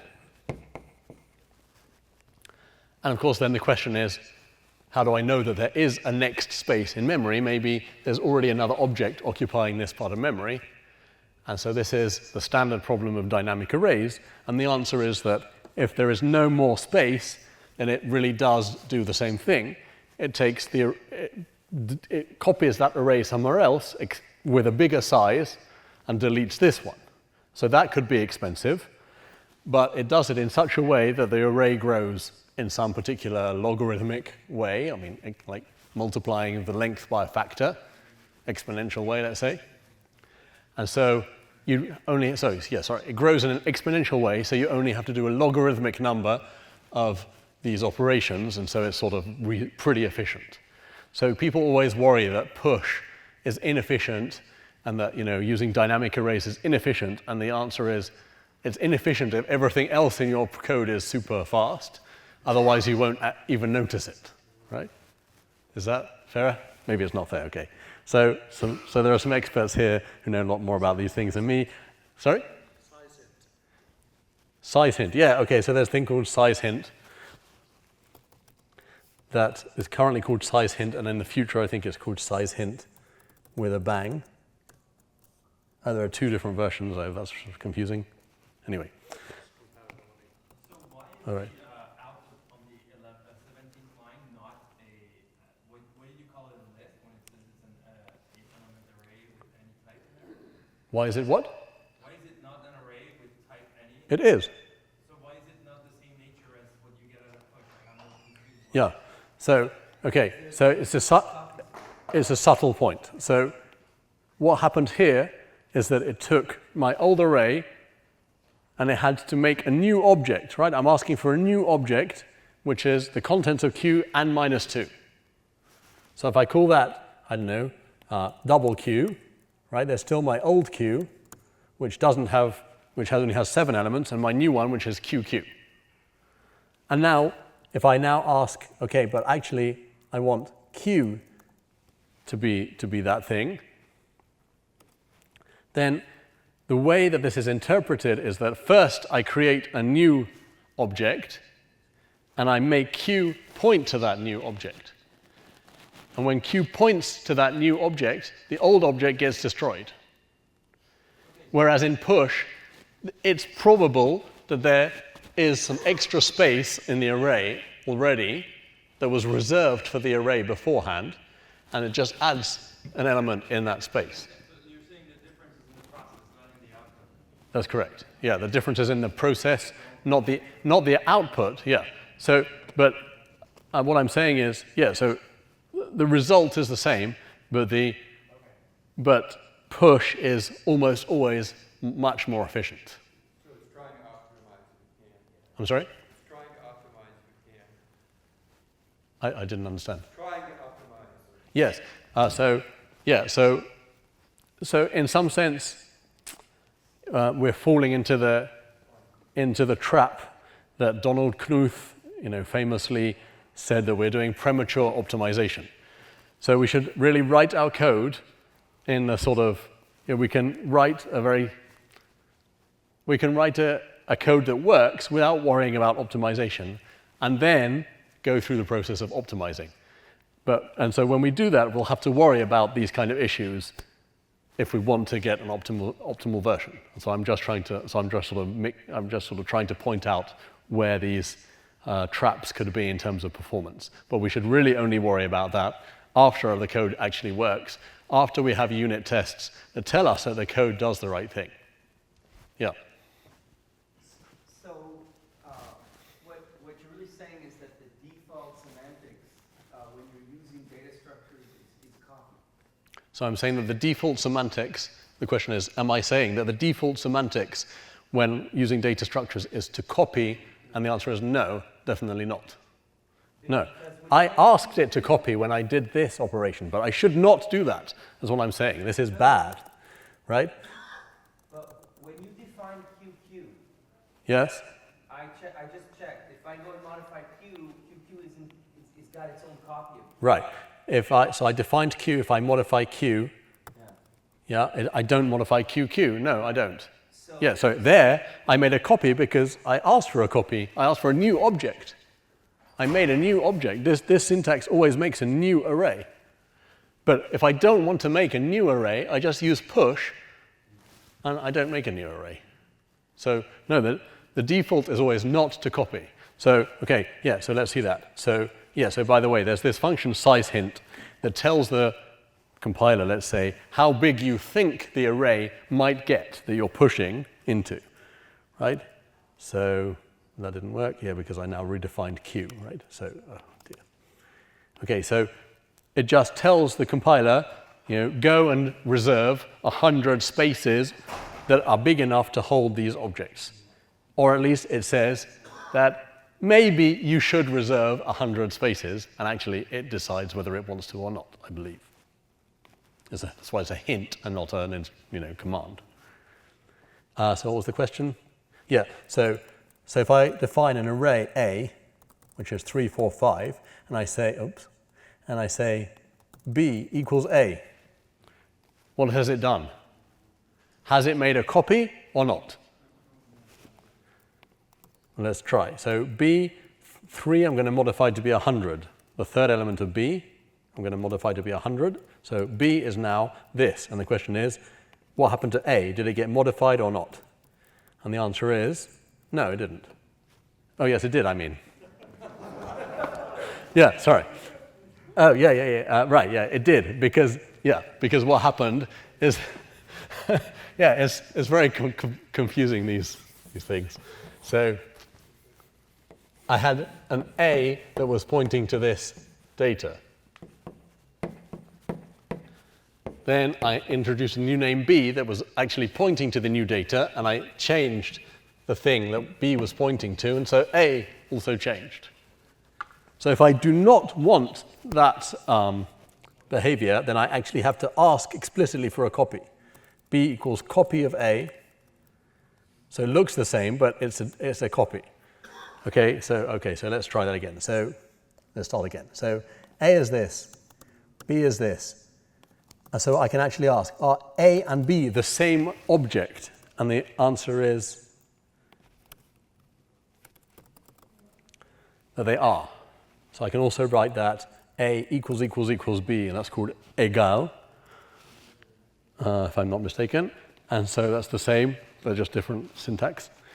So they're the same object, and when I change B, A changes as well, because they're the same object. But now if I make a copy, then it's no longer true that A is B. And when I change B's third element to 300, A... oh,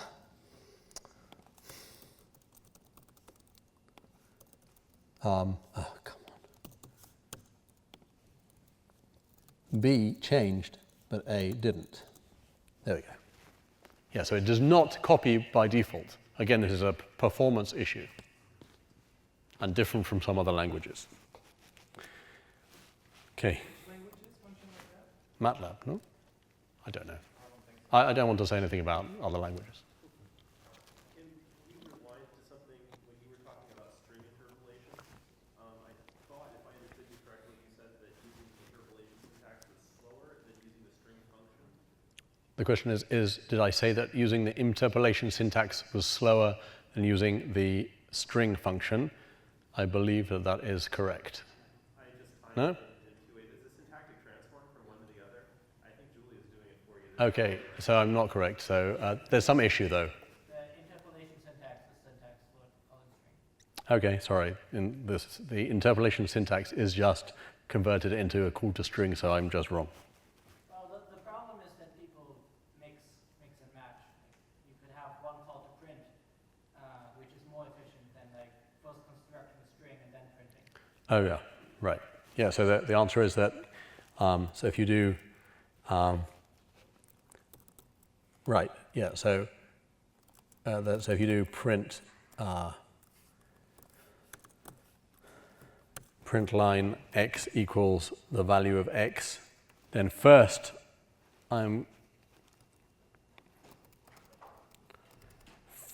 we construct this string and then we print it, whereas we could do it directly as print line x equals x. Is that what you mean? Yeah. Yeah. And so we're no longer constructing that string, and so it's faster. Yeah. I mean, epsilon faster, but if you do it a lot of times, then it matters. If you take again your A and B example, but you don't change just one element of the array, Yeah. you just rewrite completely A. Right. It seems like it doesn't work anymore. Like B is no more A. Yeah. So the question was, so let's go back to this vector that we defined A, and then we put B equals A, and then we tried to redefine B completely. So B equals 7, 8, 9. Is that what you mean? Yes. Yeah, so now B is just, we changed B to point to a different object now. So this equals is assigning to B a new object. So it's just like changing the pointer here to 7, 8, 9. And if you assign A instead of B, I would think that B is, so what B is still pointing to the same thing in memory. So you just do the same, but A equals 10, 20. Yeah, so B still exists, and it's still what it should be.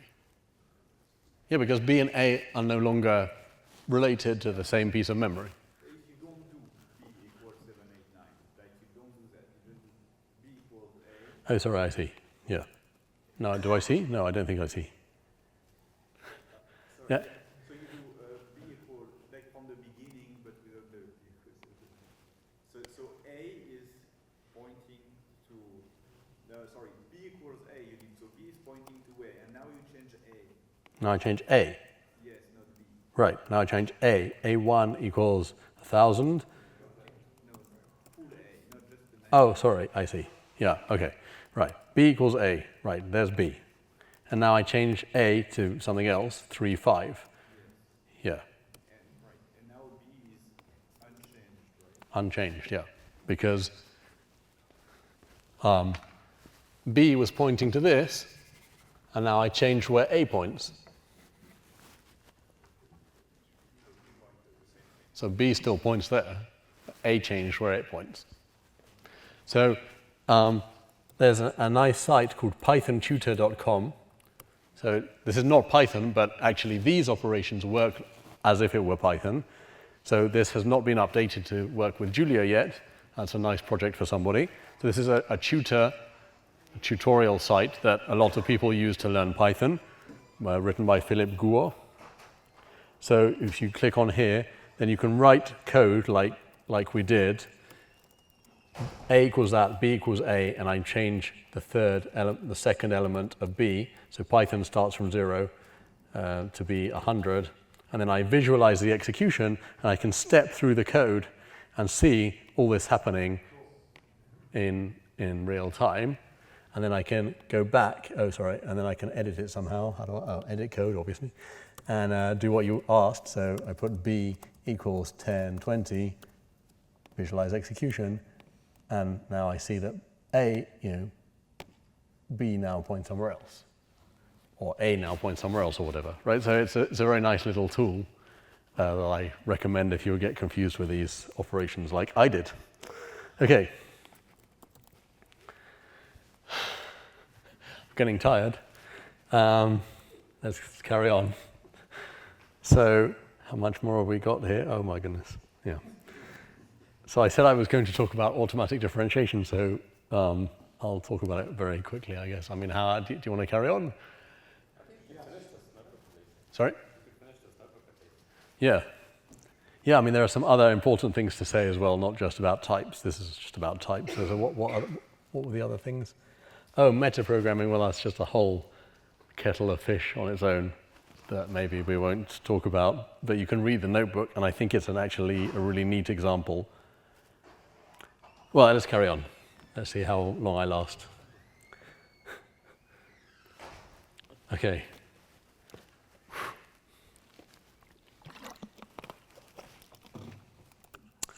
Where are we? Yeah. So we had defined as vector2, so I'm going to clear the workspace. So we defined as vector 2D type with two floats inside, but you might want a vector 2D of something else, not just floats, anything. So we can do that. So we're now seeing how to define these parameterized types. We've been seeing, complex and all those things. And it's just like this. You just put in this curly brackets, in braces, you put T, for example. So this is just a variable which represents a type. So this is like C++ templates, if you know that. And so X and Y both have to be the same type, right? So we saw that definition in the complex example. And so let's try creating vectors of different types. So vector 2D of 3 and 4, which before gave us a vector 2D with two floats in, now gives us a vector 2D with two ints in. Because it realized that if they're both ints, then it's going to make a vector 2D of that type inside. Is that clear? Whereas if we do a vector 2D of 2 floats, it gives me a vector 2D of 2 floats. And if we do a vector 2D of an int and a float, then it gives us an error. Why? Because they must be the same type, because that's the way I defined it. So I would, in this case, have to myself define this special constructor that we saw. There was a vector 2D of 2 things. What am I going to do? I'm going to force them to be the same type.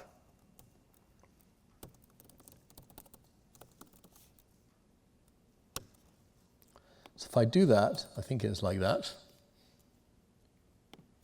Let's try. Then it works. So what did I do? I just defined, for vector 2D of x and y, which are anything, I didn't specify which types they had to be. Then what does it do? It first promotes them. Then that gives me, so what am I doing again in this case? When I do this promotion, I get a tuple with 2 things that are of the same type, but it's a tuple. And I want to pass it to a function that takes 2 elements, so I have to splat that tuple. And so now I have a vector 2D, and I'm calling it with these 2 elements that are the same type. And so what does it do? It chooses this version, the version of the constructor that's defined automatically. That's this one. Okay, so I didn't actually, so let's do that again. So start again, define that, see which methods are automatically defined, and the answer is there is no longer automatically defined this promotion rule. Okay, so that's just how Julia works, let's say. So if we want that promotion rule, we actually have to define it ourselves, but we can do it just the way that we saw it done before. Is that clear? And we can define, vector 2D of, so now we can do vector 2D of 3 plus 4 im and 1, and I don't know, 1.3. No, we can't.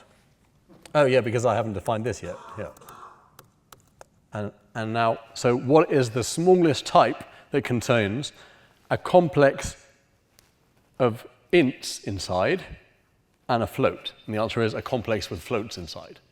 So the rules of promotion are so clever that they can determine that. So it then converts everything to that type, right? Okay, so before we defined plus for 2 vectors, now vector 2Ds, now we have these vector 2Ds with different types t inside, so we can actually parameterize the function that we're defining with a type t as well. So when we do that, we can have vector 2D of, 3, 4, plus vector 2D of 5, 6, and it does the right thing. But what happens if I do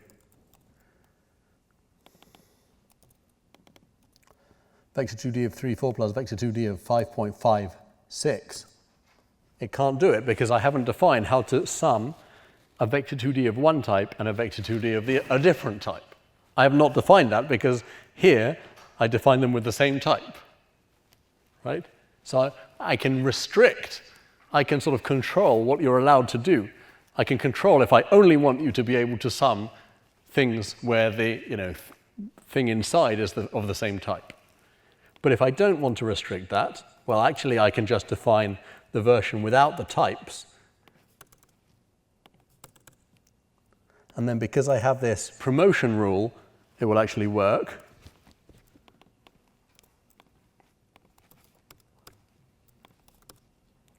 And it does the right thing because I define the promotion. But what was I going to do? Yeah, but I can do something more interesting maybe, which is going to be a bit strange, but I can actually define a special version of this which only works for vector 2Ds of float 64s, for example. And which does something different. Minus there, no? So this is a very bad idea, obviously, in this, this is a very bad example because you would never want to do this. But there are, cases where I mean, in my package, there's a case where I had to do something special for big floats because there was some special rule that already existed. I don't remember the details. But you often have to do this, that there's a special case that only you want to have control over.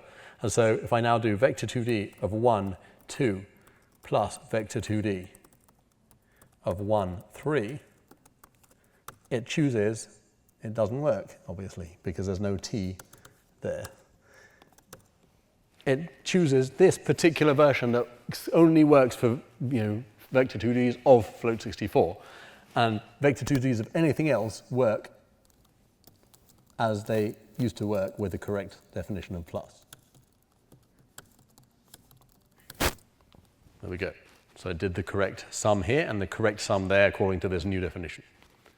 So it's really flexible, you have complete control. So